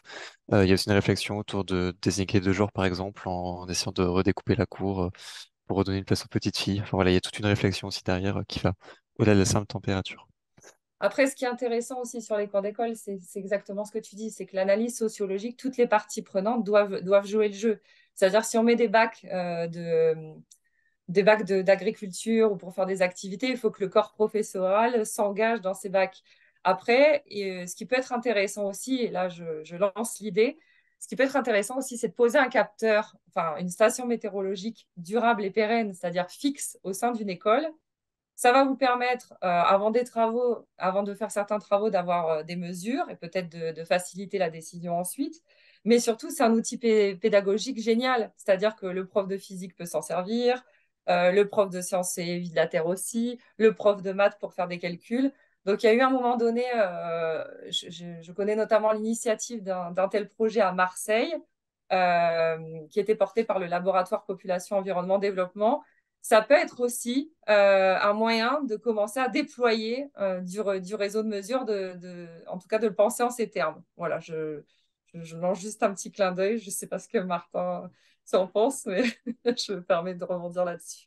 Eh ben, juste à titre comparatif, hein, il faut se dire que Paris dispose aujourd'hui d'une trentaine de stations météo fixes, hein, sur le modèle de ce que j'ai illustré à la diapo précédente. Euh, elles fonctionnent toujours par paire parce qu'elles sont principalement déployées dans le cadre d'évaluation de projets. Donc aujourd'hui, on accompagne la ville sur l'évaluation des forêts urbaines qui sont en train d'être transformées là, au cours de cet hiver ou d'être plantées jusqu'au printemps. La stratégie est assez différente en fait d'autres collectivités qui ont fait ça parfois bien avant. Puisque typiquement, il y a cet objectif d'évaluation de quelques sites pilotes pour renseigner les actions futures dans la même mouvance, Oasis, voilà, les forêts urbaines. Mais en même temps, les stations témoins qui sont vouées à rester en place longtemps aux endroits où elles sont situées, construisent finalement de fait un réseau de stations en place qui permet d'observer d'autres choses que juste l'évolution du stress thermique à un site donné. Il y a différentes combinaisons possibles, quoi. Et finalement, ça dépend vraiment, comme tu le dis, hein, de l'objectif qu'on se donne avant tout. Très bien. Bah, merci beaucoup. Je propose de passer au dernier cas pour rester dans le timing et puis on pourra peut-être revenir si si on a le temps à la fin, sur certains éléments. Et toujours n'hésitez pas si vous avez des questions à répondre aussi dans le chat. Donc pour le dernier cas, donc là donc après on parlait d'un réseau de mesures fixes, donc plutôt à une échelle d'une agglomération, puis des mesures in situ sur le terrain, plutôt à une échelle d'un aménagement, en particulier des cours d'école. Là, on va voir un outil d'aide à la décision, de simulation, qui s'appelle IceTool. Je vais d'abord donner la parole à Arthur Evrard et ensuite à Amine Mechtaoui pour nous présenter ça. Alors, j'essaie Arthur, de vous donner le contrôle. Il dit si c'est bon. Logiquement, c'est le contrôle de l'écran. Donc, je laisse Ok, parfait. partager ça et tu vas pouvoir nous expliquer, voilà, qu'est-ce qu'IceTool et pourquoi est-ce qu'il a été conçu. Merci. Bonjour à tous. Donc Arthur Evrard, moi je travaille chez GIST et j'enseigne aussi notamment des cours de microclimat en école d'ingénieur. Et aujourd'hui, je vais vous parler rapidement d'un outil qui s'appelle IceTool et Amine va vous présenter une application. Dans les grandes lignes, c'est un outil qui se veut multithématique, on va en reparler juste après, et qui est là pour accompagner notamment la comparaison de scénarios d'aménagement. C'est un outil, l'objectif était de pouvoir l'utiliser pour comparer, c'est pas un outil de diagnostic, c'est vraiment un outil pour tester des variantes. C'est un outil, on va en parler après, qui est en développement, c'est un outil qui est gratuit, qui est open source, qui est accessible sur Internet, que vous pouvez installer directement depuis le SIG QGIS. Et notamment, il est en construction, donc il a des limitations qui viennent par exemple du fait que l'objectif, c'est de pouvoir le faire tourner en quelques minutes pour tester des modifications. Donc notamment sur la thermique, on va parler juste après de qu'est-ce qui est pris en compte comme phénomène physique. Mais pour la thermique, on s'est donné les contraintes, que ce soit un calcul scientifique, c'est une modélisation thermique des échanges thermiques, mais qui pour l'instant n'aboutit que à la température du sol, comme on a expliqué tout à l'heure, la température du sol n'étant pas le confort thermique en surface. Pour l'instant, l'usage de cet outil, ça demande un certain esprit critique de la part de l'utilisateur quant à l'analyse des résultats. Et ces résultats-là, l'objectif, au-delà de la thermique, il y a d'autres indicateurs aussi pour pouvoir essayer de sortir uniquement de ce qui sort pour l'instant de l'outil. Donc l'outil est gratuit, il est accessible, tout est accessible, autant l'outil évidemment que les hypothèses et les méthodes de calcul utilisées. Alors rapidement, comme je l'évoquais juste avant, le but c'est de faire un bilan thermique sur une journée, une modélisation, de faire un bilan de tous les échanges thermiques. Donc rapidement, qu'est-ce qui est pris en compte et qu'est-ce qui n'est surtout pas pris en compte. Euh, on a le rayonnement qui est pris en compte, rayonnement du ciel, rayonnement du soleil, sachant que, on va en reparler juste après, mais on ne rentre pas le détail des façades de tous les bâtiments pour des questions de temps, donc on n'a pas le détail des reflets de ce qui va pouvoir se refléter dans les vitres des bâtiments, par exemple. On a les phénomènes évidemment de conduction, d'échange thermique à travers les matériaux en eux-mêmes, ce qui nous aide notamment quand on rentre en profondeur dans le sol à avoir une première hypothèse de température thermique en profondeur, qui permet après de remonter en faisant le bilan de tous les échanges à la température du sol en surface. Euh, sur le vent, les mouvements d'air, on a, pour des questions de temps de calcul, pas un calcul qui va prendre en compte, par exemple, la morphologie, on va pas avoir de calcul d'effet Venturi, d'accélération de l'air lié à la morphologie urbaine. On a du coup une hypothèse de mouvement d'air faible, homogène sur toute la zone, ce qui nous positionne du coup dans le scénario du pire quand on fait des évaluations. On a évidemment l'évapotranspiration des plantes donc on va notamment saisir dans le projet et qui va pouvoir être pris en compte. Tous les phénomènes d'inertie technothermique, de stockage thermique. C'est une modélisation qui va se dérouler du coup sur une journée qu'on va choisir dans le calendrier avec des données météorologiques et donc il y a un delta, il y a de l'énergie qui se stocke et qui est restituée la nuit notamment.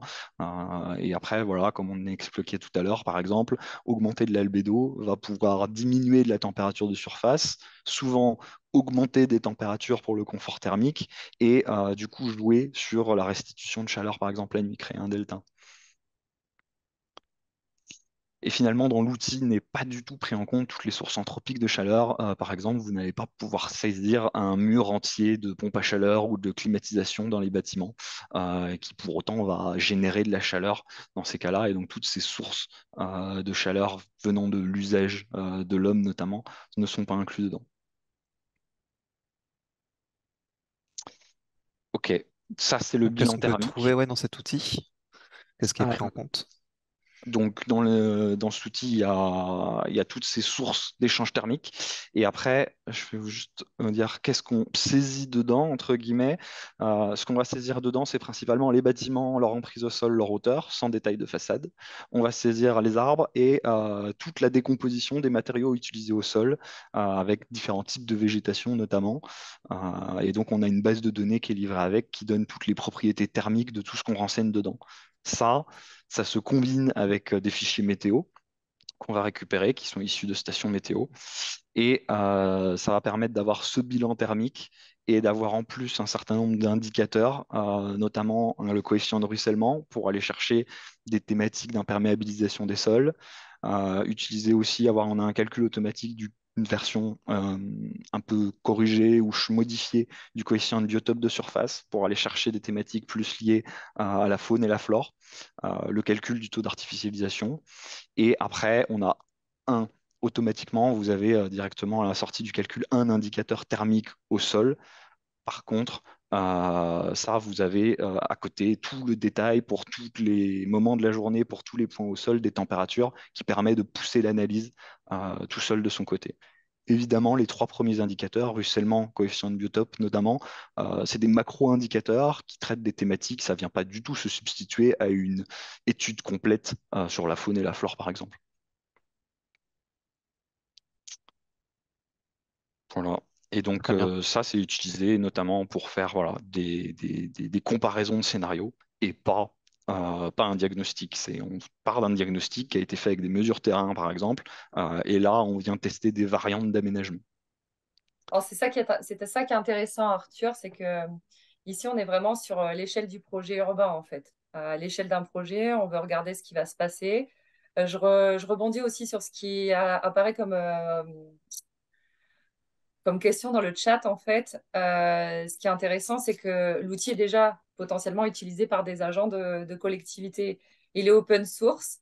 Donc, c'est vrai que, voilà, parfois, quand vous n'avez pas forcément les moyens financiers de déployer du diagnostic de la surchauffe urbaine et que votre intérêt est vraiment d'aller à l'échelle d'un projet en particulier, comme l'a montré Arthur, bah, vous avez cet outil qui est open source et dans la plupart des collectivités, il y a au moins un agent qui sait utiliser QGIS ou ArcGIS ou en tout cas un logiciel de système d'information géographique. J'en profite également pour rebondir sur un autre outil qui est gratuit. Donc là, c'est comment dire, une tool, enfin un outil qui s'ajoute sur AutoCAD, mais qui est développé aussi sur système d'information géographique, qui a été constitué dans le cadre du projet RECRE, qui travaillait notamment sur les cours d'école, les propriétés écosystémiques des cours d'école parisiennes, dont les cours Oasis. Et cet outil RECRE permet de faire des simulations sur les cours d'école avec des espèces arborées qui sont adaptées à l'Île-de-France. Ça vous donne également le choix d'un mobilier et puis ça calcule un coût global. Donc, cette application peut être intéressante au moment où vraiment vous en êtes à la phase de conception du projet. Donc là, sur le diagnostic de la surchauffe urbaine, on est à différents stades. Sur l'outil d'Arthur, pardon, excuse-moi. Sur l'outil d'Arthur, ce qui est intéressant, c'est qu'on va pouvoir aller regarder ce qui se passe sur un projet déjà existant, mais aussi sur un projet qu'on voudra améliorer, puisqu'on peut bouger certains paramètres. Et donc, on va être dans un certain type de diagnostic de la surchauffe urbaine que je vais vous présenter juste après avec Plus fraîche ma ville. Donc là, c'est sur une question particulière. C'est vraiment une réponse particulière pour moi, cet outil. Et pour vous donner un exemple, on avait aussi prévu de vous montrer un cas d'usage justement de cet outil Ace Tool. Donc, je vais donner la main à Amin Mechtaoui pour vous présenter ça avec la Société du Grand Paris. Donc bonjour, on m'entend bien? Oui. Super. Merci Arthur pour la présentation. Donc justement, on a appliqué l'outil. Est-ce que j'ai bien la main? Oui, super. Donc on a appliqué justement l'outil en fait sur les aménagements en fait extérieurs de la gare d'Aulnay-sous-Bois, donc en région parisienne. Donc, l'analyse justement porte sur la comparaison entre l'état initial, donc avant tout travaux, et justement en fait la situation projet. Donc en fait, les conséquences d'un tel aménagement, comme on peut le voir en fait, comparé à un état initial qui est particulièrement, je ne sais pas si on voit mon curseur, Oui. qui est particulièrement en fait végétalisé. Euh, donc, en fait, justement, sont principalement l'augmentation de l'artificialisation des sols et donc en toute logique la diminution du coef de biotope. L'augmentation aussi du ruissellement du fait de l'imperméabilisation des sols et également en fait l'augmentation des températures au sol du fait de la mise en place de revêtements tels que l'enrobé et puis de béton sur projet. Donc on obtient justement en fait une dégradation attendue de l'ensemble des paramètres étudiés. Donc la température moyenne au sol augmente sensiblement de 3 degrés, disons. Hop là. Donc justement, dans le but justement de déterminer pardon, les éléments d'optimisation au droit du parvis de la gare, on a procédé en fait à une réduction de la zone d'étude en la restreignant justement au parvis de la gare seule, donc hors pôle échange. Et ceci justement dans l'optique de déterminer le niveau de confort qui est relatif au parvis seul dans les tissus urbains immédiats, justement. Donc la carte justement donne un aperçu des paramètres et notamment des températures moyennes en excluant justement les effets de masse des surfaces routières qui fournit en fait qui est fourni par la modélisation en fait globale qu'on a vu précédemment justement. Donc, on a vraiment en fait réduit la zone. Donc d'une manière générale, la température moyenne maximum ressentie au sol est très largement abaissée puisque l'outil en fait n'intègre pas les résultats de chaleur moyenne sur les voiries routières adjacentes qui sont essentiellement constituées d'enrobés sur sur la RN2 et puis les pôles d'échange. Donc toute cette partie-là justement est constituée en fait d'enrobés comme on peut le voir en fait sur la carte précédente à ce niveau-là. Donc voilà, donc justement sur la carte, on a relevé les températures de quelques zones typiques du parcours d'un usager quelconque, justement, sur la surface réduite du parvis. Donc il résulte de cette analyse quelques suggestions d'optimisation de l'aménagement qui permettraient en fait de lutter contre ces quelques îlots de chaleur qui demeurent, hein, comme on peut très bien le voir en fait sur la cartographie. Justement, en fait, au niveau de l'icône justement vert, donc en fait, justement, la plantation supplémentaire d'arbres de haute tige, donc hors emprise voie, hein, permettrait justement une continuité d'ombre et donc de fraîcheur sur la zone. Là, on peut justement apercevoir une continuité d'arbres tout le long qui génère en fait des ombres, donc une zone fraîche à ce niveau-là. Donc justement, en fait, le but étant de prolonger cette continuité-là à ce niveau-là pour, euh, pour amplifier et puis la zone de fraîcheur. Donc justement pour les icônes bleues et puis violet, d'autres solutions peuvent être envisagées. Justement, par exemple, par la végétalisation justement du sol, par exemple des pavés enherbés, par la plantation d'arbres ou arbustes, hein, par la mise en œuvre éventuellement d'une ombrière ou encore justement la mise en place de brumisateurs et voiles d'ombrage durant des épisodes spécifiques de canicule, par exemple. Très bien. Bah, écoutez, merci pour cette présentation. Donc voilà, donc un outil d'aide à la décision. Donc j'en parlais en introduction, enfin dans la première partie, que lorsqu'on veut réaménager un aménagement, il y a des outils plus ou moins poussés, les plus poussés étant aussi les moins agiles et ceux qui ne permettent pas forcément de les massifier. Et lorsqu'on veut un outil d'aide à la décision agile pour simuler les différents scénarios, ça peut être ce qui correspond plus à votre besoin. À nouveau, et c'est ce que je pense va dire Elodie après, bien considérer son besoin, ses moyens pour choisir la solution qui nous correspond le mieux. Je ne sais pas s'il y avait des petites questions dessus sur lesquelles on peut répondre rapidement. Encore une fois, n'hésitez pas à répondre dans le chat et puis on prendra si on peut un temps à la fin. Ouais, je propose de répondre directement dans le chat pour les questions précises. Et puis, moi, j'ai donné la main à Elodie pour nous faire voilà, un point plus général sur comment est-ce qu'on peut choisir les bonnes méthodes. On en a vu déjà plusieurs. Ces présentations ne sont pas non plus exhaustives sur tout ce qui peut exister. Donc, Elodie, je te laisse la main pour nous Merci, expliquer tout ça. merci beaucoup, Marin. Je te propose de me laisser prendre le Ouais, partage d'écran. Donc, juste pour petite information, donc Plus Fraîche Marleville est une start-up d'État. Il ne faut pas prendre ça au sens start-up, c'est plutôt une méthode appropriée, c'est-à-dire qu'on va designer un service numérique public gratuit pour les agents et les élus de collectivité pour les accompagner, pour vous accompagner dans vos choix de solutions de rafraîchissement urbain durable et pérenne. Alors, la méthode dite start-up d'État repose sur plusieurs concepts que je vais vous donner. Donc déjà, d'avoir une équipe agile constituée spécialement pour réaliser ce projet. Donc on travaille avec des gens qui sont spécialistes du numérique, mais aussi spécialistes des questions de rafraîchissement urbain. Il n'y a pas de modèle enfin, il n'y a pas spécialement un modèle économique, c'est-à-dire qu'on ne va pas prévoir à l'avance ce que va devenir l'outil. C'est vraiment itératif en fonction de vos besoins, c'est-à-dire de vos besoins pour choisir vos solutions de rafraîchissement urbain. Et enfin, on s'intéresse vraiment euh, aux questions que vous vous posez et aux problèmes que vous rencontrez.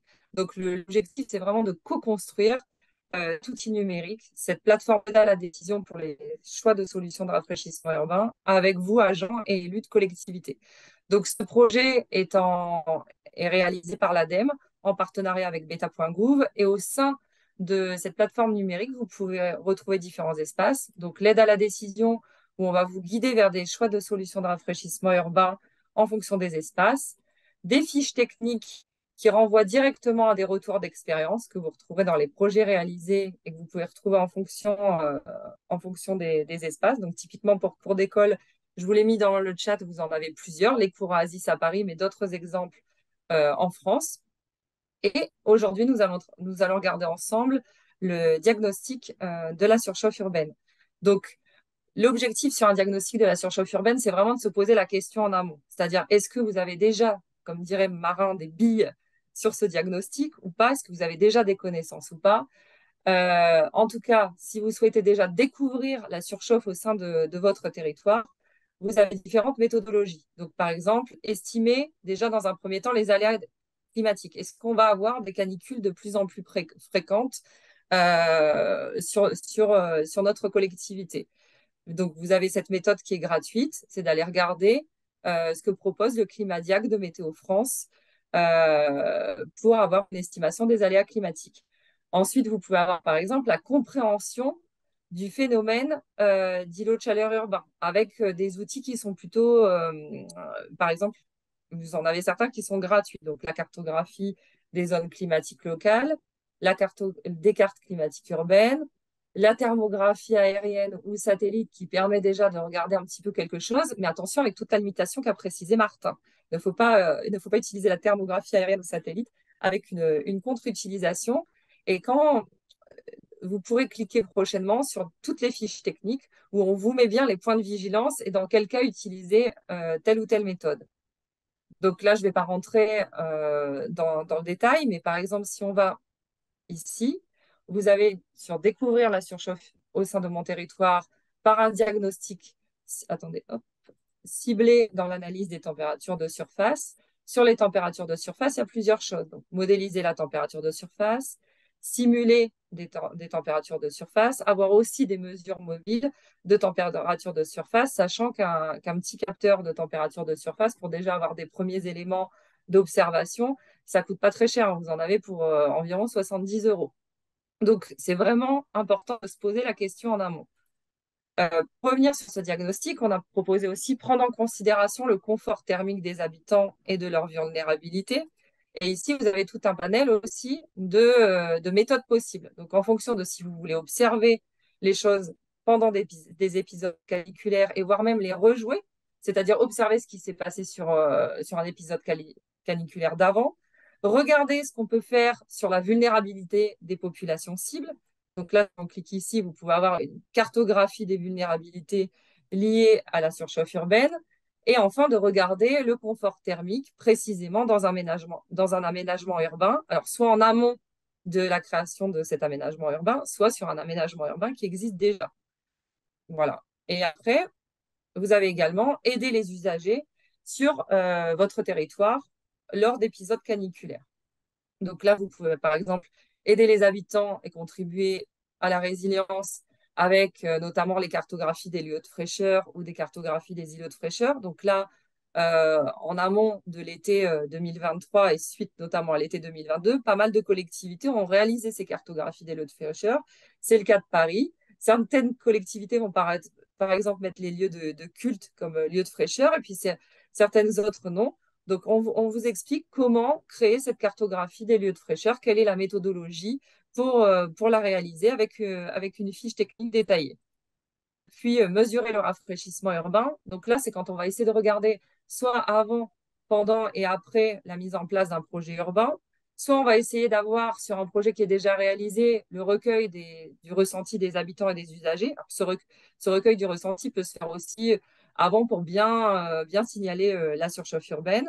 Il peut y avoir des études réalisées en télédétection et sur la simulation numérique du potentiel de rafraîchissement urbain. Alors pourquoi on a décidé de faire un diagnostic de surchauffe urbaine? C'est parce qu'on s'est aperçu que parfois le budget de certaines petites et moyennes collectivités n'était pas très élevé pour réaliser ce diagnostic, que parfois elles dépensaient entre 10 000 et 70 000 euros sur du diagnostic dit ICU, mais en réalité c'était de la température de surface. Et donc après, ça leur posait souci pour déployer des solutions de rafraîchissement urbain, parce qu'en réalité, elles auraient aimé soit avoir vraiment une indication de la variabilité spatiale et temporelle du phénomène d'îlot de chaleur urbain, comme on l'a vu tout à l'heure, ou tout simplement d'avoir une idée du confort thermique du piéton. Donc, on propose ce diagnostic pour vous guider pas à pas, en fonction également de votre budget, vers différents types de méthodes. Donc, ce diagnostic de la surchauffe urbaine, dans son état actuel, a été co-construit avec des agents et des élus de collectivité en fonction des questions qui reviennent qui sont les plus récurrentes. Et on a complété ce diagnostic avec Météo France. Donc, c'est un travail qui est réalisé de concert avec Météo France. Et pour les fiches techniques que vous retrouverez au bout de chaque arbre dans quelques temps, vous aurez la possibilité de retrouver des éléments qui sont également sur la plateforme Adaptaville, puisqu'on travaille ensemble sur certains éléments de fiches méthodologiques de, de Plus fraîche ma ville. Je voudrais vous présenter rapidement, si j'arrive à bouger ça, je voudrais vous présenter tout de même rapidement l'une des fiches techniques.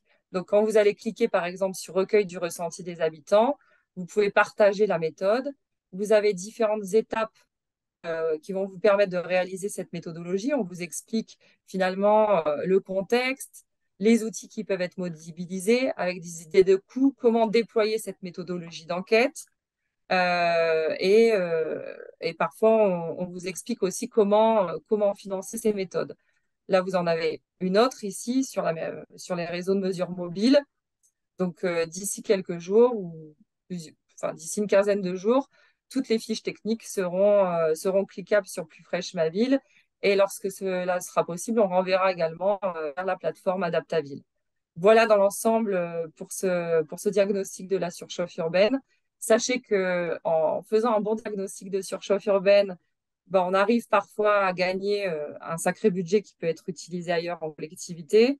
Et puis, surtout, même s'il existe des méthodes très scientifiques, très cadrées scientifiquement, et moi j'aurais tendance à vous conseiller d'aller là-dessus, c'est-à-dire pour avoir vraiment de la mesure valable, sachez que parfois, juste une balade urbaine ou quelques mesures vont permettre à des élus et des agents de collectivité, ou en tout cas vont permettre de faire prendre la décision. Donc, j'ai notamment vu plusieurs petites collectivités qui ont organisé des balades urbaines cet été avec des petits capteurs. Alors, ce n'étaient pas les situations idéales radiatives pour mesurer le phénomène d'îlot de chaleur urbain, mais on voyait quand même des grosses disparités spatiales en période de canicule, et ça a permis de faire prendre conscience qu'il est impératif de passer à l'action. Ces collectivités dont je vous parle passent à l'action cette année et début 2024. Et je pense que c'est ce qu'il faut retenir, c'est que pour lutter contre cette surchauffe urbaine, il est indispensable de passer à l'action rapidement, et nous essayons de vous accompagner avec Plus fraîche ma ville et Adaptaville dans ce sens. Merci beaucoup, Elodie. pour cette présentation. Donc, Est-ce comme qu'il y a elle a des dit, questions? Ah, donc je regarde rapidement s'il y a des questions. J'ai pas l'impression qu'on ait des nouvelles. Bon, la dernière, c'est 11h35. Non, pour l'instant, il n'y a pas de questions. N'hésitez pas à les poser Alors, si, et dans Marin, le il y chat. avait une question qui a été posée sur l'usage des LCZ, Ah, je l'ai pas vu alors à laquelle passer. j'ai répondu partiellement D'accord, c'est pour ça. Ouais. ah oui, j'ai une réponse, Dans moi. le Q&A. J'ai une réponse. Voilà, donc sur comment s'approprier ça. Alors moi, je suis pas En effet, c'est une spécialiste question qu'on a des souvent, LCZ, donc ouais, mais si tu peux ça répondre à revient l'oral. souvent, oui. Alors, juste pour information, l'ADEME est en train de travailler avec le bureau d'études Tribu pour remettre à jour finalement le diagnostic de la surchauffe urbaine qui était paru sous forme d'un livret en 2017. Donc, il sortira tout début 2024. Certains premiers éléments sont en cours de finalisation et je pourrais les transmettre à Marin s'il peut vous les communiquer peut-être par mail après le webinaire. En tout cas, l'objectif, c'est vraiment de vous montrer dans ce nouveau diagnostic de la surchauffe urbaine et sur Plus fraîche ma ville, comment passer à l'action sur une action de diagnostic en fonction de votre budget, de la question que vous vous posez et de votre urgence. Concrètement, de mon côté, si j'ai quelque chose à dire sur la Local Climate Zone, je trouve que les zones climatiques locales sont très intéressantes en amont du déploiement d'un réseau de capteurs. Donc, c'est-à-dire que ça va vous permettre d'identifier finalement les zones où vous allez pouvoir poser une campagne de mesure soit fixe mais temporaire, soit fixe et pérenne, c'est-à-dire un réseau de mesure qu'on va garder longtemps. Maintenant, lorsque les zones climatiques locales sont livrées à des collectivités avec une indication précise sur les différentiels de température, parce que peut-être des mesures ont été réalisées aussi, ou enfin, en tout cas, s'il y a une explication avec, ça peut être intéressant pour la collectivité. Dans tous les cas, l'objectif sur les local climate zones, sur les zones climatiques locales, c'est de ne pas tomber dans le biais d'avoir une information qui va apparaître pour un agent ou un élu de collectivité juste comme une carte supplémentaire un peu différente d'occupation du sol. Donc ça, c'est vraiment dans les cahiers des charges techniques que vous rédigez dans vos collectivités, de bien veiller à ça. C'est si vous faites une commande de Local Climate Zone, bien voir avec le prestataire ce que vous en attendez de cette carte et qu'elle soit livrée avec les métadonnées et les objectifs. Alors, il faut savoir que sur ces Local Climate Zone, il y a un gros travail qui a été fait notamment par l'équipe de Valérie Masson qui présentait tout à l'heure certains de ses résultats. Il existe des données de Local Climate Zone gratuites en ligne. C'est pourquoi on va vous mettre le lien dans le chat. C'est pourquoi sur Plus fraîche ma ville, on garde cette méthode parce que ça donne quand même des premiers éléments d'indication en open source. Et ça, honnêtement, c'est pas négligeable lorsqu'on n'a pas forcément le budget en collectivité de faire un diagnostic précis de la surchauffe urbaine. Ouais, merci pour cette réponse. C'est d'ailleurs quelque chose qu'on a, donc on les vous les partagera à la fin, qu'on a évoqué dans les deux articles qu'on a sortis sur notre plateforme Adaptaville, qui reprennent certains éléments qu'on a dit sur le webinaire, mais qui permettent d'aller plus loin. J'en toucherai un mot un peu plus long en conclusion, mais on évoque notamment les principales mesures qui existent, dont les LCZ, et qu'on présente en effet comme euh, une démarche intéressante lorsqu'elle est associée à d'autres, donc notamment lorsqu'on veut mettre un réseau de mesures fixes. Ça peut aussi être utilisé pour tracer ces trajets si on veut faire des mesures mobiles. Parce qu'on est en Île-de-France, il faut quand même qu'on cite le travail de l'Institut Paris-Région qui a été réalisé sur la base des LCZ, qui là encore ne se substitue pas à un diagnostic complet, mais en fait ils ont, en combinant les LCZ avec aussi des données socio-économiques notamment, fait une première approche pour avoir une première approche de la vulnérabilité de son territoire, mais qui doit ensuite être complétée avec des études sur le terrain si on veut faire un diagnostic à proprement parler, avec par exemple certaines méthodes qu'on avait aujourd'hui. Donc DLCZ seul, on peut pas vraiment en parler comme un outil de diagnostic à part entière.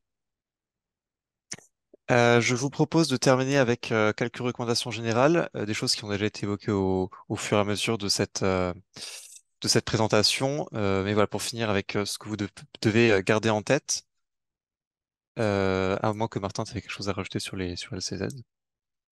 Non, non, non. Dans ce Je cas, pas plus que ce que j'avance. j'avais mis dans les questions. Ok, super. Donc, des recommandations générales, donc j'en ai listé 7. La première chose, je l'ai déjà dit, mais toujours important de me le rappeler, bien définir en amont son objectif. J'ai interrogé de nombreuses collectivités en France lorsqu'on a travaillé sur ce sujet. Et une erreur souvent qui a été faite, c'était des collectivités qui comprenaient que la surchauffe était un enjeu important sur le territoire, qui devaient agir et qui, avant d'agir, voulaient faire un diagnostic, mais sans forcément penser vraiment aux implications opérationnelles de ce diagnostic. Notamment celles qui ont opté pour des thermographies satellites parce que c'est ce qui se faisait beaucoup. Souvent, en fait, ces thermographies ne sont pas utilisées derrière. Et donc, même si on va opter pour des solutions qui sont peu coûteuses, si jamais derrière le diagnostic n'aboutit pas vraiment à des actions concrètes ou n'oriente pas à l'action, bah, ça reste de l'argent gâché et qui aurait peut-être été plus utile, déjà dans un meilleur diagnostic, mais aussi dans des solutions directement. Donc, très important pour que le diagnostic soit utilisé, de savoir ce qu'on cherche et pourquoi on le cherche. Et pour ça, vous pouvez vous fier donc au début de ce webinaire avec les différentes implications opérationnelles et également la partie sur notions scientifiques à maîtriser pour savoir précisément de quoi l'on parle. La deuxième chose, ça rejoint un peu ce que j'ai juste avant sur les effets de mimétisme. Attention à ne pas vouloir copier ce qui a été fait ailleurs. D'ailleurs, là, les exemples qu'on vous a proposés, les exemples que vous pourrez aussi retrouver sur Plus Fraîche Ma Ville, étaient adaptés aux besoins de la collectivité ou de la structure qui les a mis en place. Ça ne veut pas forcément dire que ça va répondre à vos besoins à vous. Euh, et également, pour parler des thermographies, hein, c'est quelque chose qui a vraiment été une mode à un moment. C'est pas parce qu'une collectivité le fait que c'est un bon exercice, un exercice rigoureux. Donc, toujours se questionner, bien repartir de ses besoins, et ça va pas forcément être la même méthode que le voisin qui va être qui va être la meilleure dans son cas. Pour rebondir aussi sur quelque chose qu'a dit Elodie avant, sur la folie des grandeurs, par exemple, on vous a présenté la campagne Paname qui est là et vraiment à l'état de l'art de ce qu'on peut faire pour avoir un réseau de mesures fixes sur un territoire. Évidemment, chaque collectivité n'est pas obligé d'avoir un réseau de cette ampleur-là. L'objectif, c'est bien que l'essentiel du budget serve pour mettre en œuvre des solutions concrètes. Le diagnostic, ça doit permettre d'aiguiller l'action, mais du coup inciter l'action, favoriser l'action. Ça ne doit pas phagocyter une partie du budget qui est alloué à l'adaptation. Donc, une collectivité doit choisir des solutions entre ses moyens. Parfois, ça implique de prendre des mesures qui vont être des méthodes qui vont être moins complètes, peut-être un petit peu moins précises. Mais l'important, c'est que ça réponde encore une fois bien à ses besoins, pas sans besoin d'aller plus loin, et que ça corresponde à son budget. Et donc, Elodie parlait des enquêtes plus sociologiques auprès des habitants. Ça peut être en effet, d'ailleurs, Alexandre Florentin aussi l'évoquait en amont, en effet, des balades urbaines, des petits ateliers, ça peut permettre, avec assez peu de temps de travail finalement, d'avoir déjà des informations qui vont être intéressantes et qui parfois suffisent euh, selon ce qu'on cherche à savoir. On vous a présenté plusieurs méthodes aujourd'hui. Évidemment, ce n'est pas exhaustif. Elodie vous a montré l'art de décision qui va être mis en ligne sur Plus Fraîche Ma Ville avec toutes les fiches. Et vous pouvez aussi les retrouver dans nos articles. Beaucoup de méthodes existent avec chacune leur intérêt, leurs limites. Donc, elles sont complémentaires. Souvent, ça peut être intéressant de les combiner. On a parlé des LCZ juste avant, qui justement ont leur intérêt lorsqu'elles sont combinées à d'autres méthodes. Lorsqu'on fait une campagne sur un été, on peut combiner des mesures fixes et des mesures mobiles, par exemple, ce qui a été le cas sur Oasis. Ça ne veut pas dire par contre qu'il faut combiner toutes les méthodes qui existent. À nouveau, attention à ne pas avoir la folie des grandeurs, ça ne sert à rien de les multiplier. Encore une fois, bien choisir celles qui nous correspondent selon le besoin qu'on a. Et c'est aussi pour ça qu'il faut bien définir son besoin en amont. Ensuite, voilà, trois dernières recommandations qui là, les quatre étaient plutôt générales, celles-là sont pertinentes dans certains cas. Ça va être intéressant d'associer diagnostic et préconisation, notamment lorsque vous faites appel à un bureau d'études. Alors encore une fois, il faut bien définir le type de préconisation qu'on voit parce que j'ai aussi parlé des collectivités qui avaient reçu des petites fiches recommandations, mais qui n'étaient pas forcément utilisables opérationnellement. Donc là aussi, bien préciser ce qu'on attend comme préconisation. En fait, lier les deux, ça permet que le diagnostic va vraiment nourrir sa préconisation-là. Ça peut être un diagnostic hors sol qui va juste aboutir à faire une carte sans vraiment se demander ce qu'on va faire de cette carte derrière, mais ça va aussi inciter le bureau d'études à vraiment chercher ce dont il a besoin pour établir des recommandations, des préconisations. Et encore une fois, pour vraiment faire le lien entre le diagnostic et le passage à l'action derrière, qui est très important. Autre élément, c'est d'engager tous les acteurs concernés. Alors, ça peut être dès la phase de diagnostic. Par exemple, on a parlé des méthodes qui impliquent les citoyens. Ça peut être intéressant, en effet, de s'intéresser à leurs usages, de pas juste faire un diagnostic qui va être physique sur les zones les plus chaudes, mais aussi de s'intéresser aux usagers. Ça peut aussi être de mettre dans la boucle les différents services d'une ville. Et ça, c'est très important, notamment que les différents services derrière puissent s'approprier le diagnostic. On a déjà vu des diagnostics qui restent dans le bureau du service environnement, du choix de mission plan climat, mais qui vont pas forcément être appréhendés par les autres. En général, quand un diagnostic permet vraiment le passage à l'action, et notamment si l'objectif est de changer les pratiques internes, on pense notamment à la voirie, si on veut vraiment aménager différemment la ville en se basant sur une étude de l'enjeu de la surchauffe sur son territoire. Dans ce cas, il faut aussi penser à bien présenter le diagnostic à tout le monde, le penser pour qu'il soit facile, qu'il puisse facilement être pris en main. Pourquoi pas inclure des éléments de sensibilisation dans le diagnostic pour pouvoir faire prendre conscience à tous de l'enjeu. Donc voilà, bien penser que ce diagnostic ne va pas seulement être utilisé par le service qui le lance, qui le met en œuvre. Et enfin, la dernière chose, on a beaucoup parlé de chauffe urbaine aujourd'hui, mais important lorsqu'on fait un diagnostic de vulnérabilité de ne pas non plus seulement se limiter à ce phénomène, euh, notamment parce que si on parle de solutions, vous avez des solutions fondées sur la nature qui peuvent à la fois lutter contre la surchauffe, mais aussi contre les inondations par ruissellement. Donc ça va être intéressant de faire aussi un diagnostic global pour essayer de voir des synergies entre les différents enjeux pour certaines solutions. Et on a aussi parlé, par exemple, dans le cas des cours Oasis, hein, qu'il y avait aussi une dimension sociale associée. Donc, ça peut être intéressant dans certains cas de aussi avoir un volet, soit sur d'autres enjeux environnementaux. On a aussi parlé rapidement de la qualité de l'air dans le cadre d'un réseau de mesures fixes, voire d'enjeux qui dépassent l'environnement, encore une fois, selon votre besoin. Et donc pour aller plus loin, donc on pourra vous le partager là dans la discussion et on vous le partagera de toute façon tous les éléments à tous les inscrits en même temps que le replay de ce webinaire par mail. On a donc publié 2 articles sur notre site coécrits avec plusieurs chercheurs, Elodie Brich et Martin Handel qui sont là aujourd'hui, également Marjorie Musi du CEREMA. Un premier qui revient sur ce qu'on avait dit en première partie, qui fait le point sur les notions scientifiques et sur les raisons de faire un diagnostic. Et puis un deuxième qui là passe en revue les différentes méthodes. Donc on n'avait pas eu le temps aujourd'hui de vous faire vraiment un descriptif sur chacune des méthodes qui existent parce qu'elles sont nombreuses. Mais déjà avec ces articles, vous allez avoir une première approche pour voir un petit peu ce qui existe et à chaque fois quels sont les intérêts, les limites et les modalités de mise en œuvre. Et puis derrière, vous pourrez aller plus loin pour les méthodes qui vous intéressent en allant voir les fiches qui seront publiées sur Plus fraîche ma ville. Donc, si ça vous va, pour ceux qui vont encore rester quelques minutes, je vais voir s'il y a quelques questions. Et puis ensuite, on pourra se quitter. N'hésitez pas, Martin, Elodie, hein, aussi, si vous envoyez que vous voulez répondre, prendre la main. Ok, donc en tout cas, j'ai un commentaire. Alors, nous, voilà, nous, je sais pas si on pourra forcément y répondre parce qu'on travaille pas en collectivité, mais de James Cleaver qui nous dit que engager les acteurs concernés est assez bloquant dans les collectivités parce qu'il est sain d'avoir le service de développement durable. Mais obtenir une réunion avec les scolaires en plus c'est quasi impossible à cause de problèmes d'agenda. Alors en effet, c'est un frein, mais l'idée c'est aussi de penser le diagnostic pour qu'on puisse facilement le présenter aux autres services.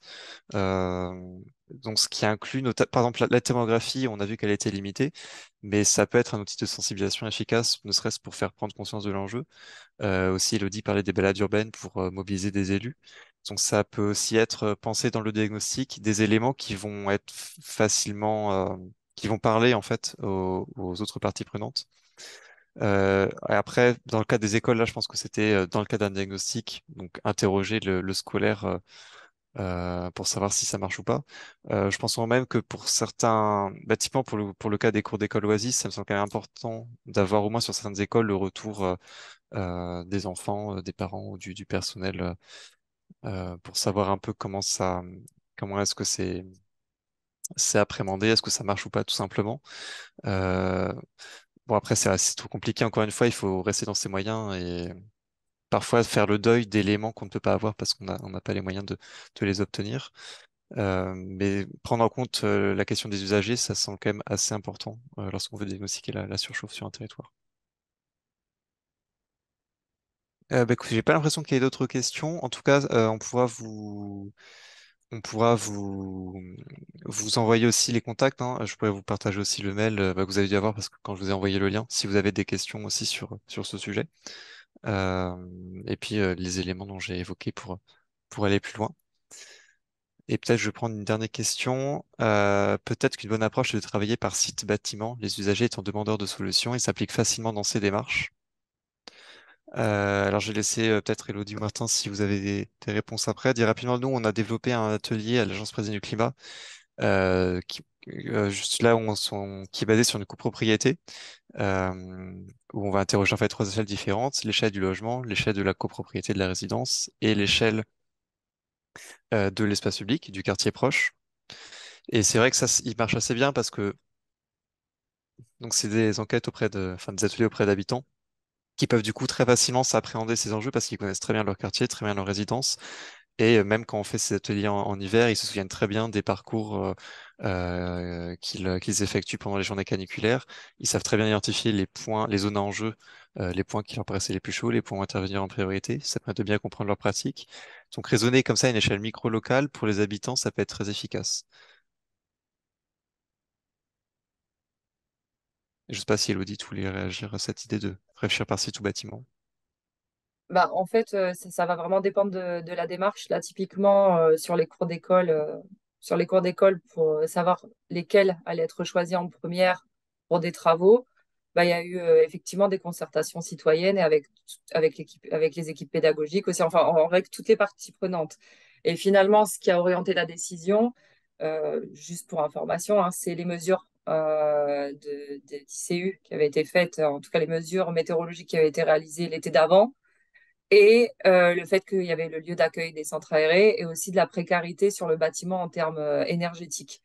Néanmoins, de mettre tout le monde autour de la table, ça a quand même permis de mettre à jour le problème des cours d'école, comment prioriser, quels sont les critères de sélection des cours d'école prioritaires pour le démarrage de travaux.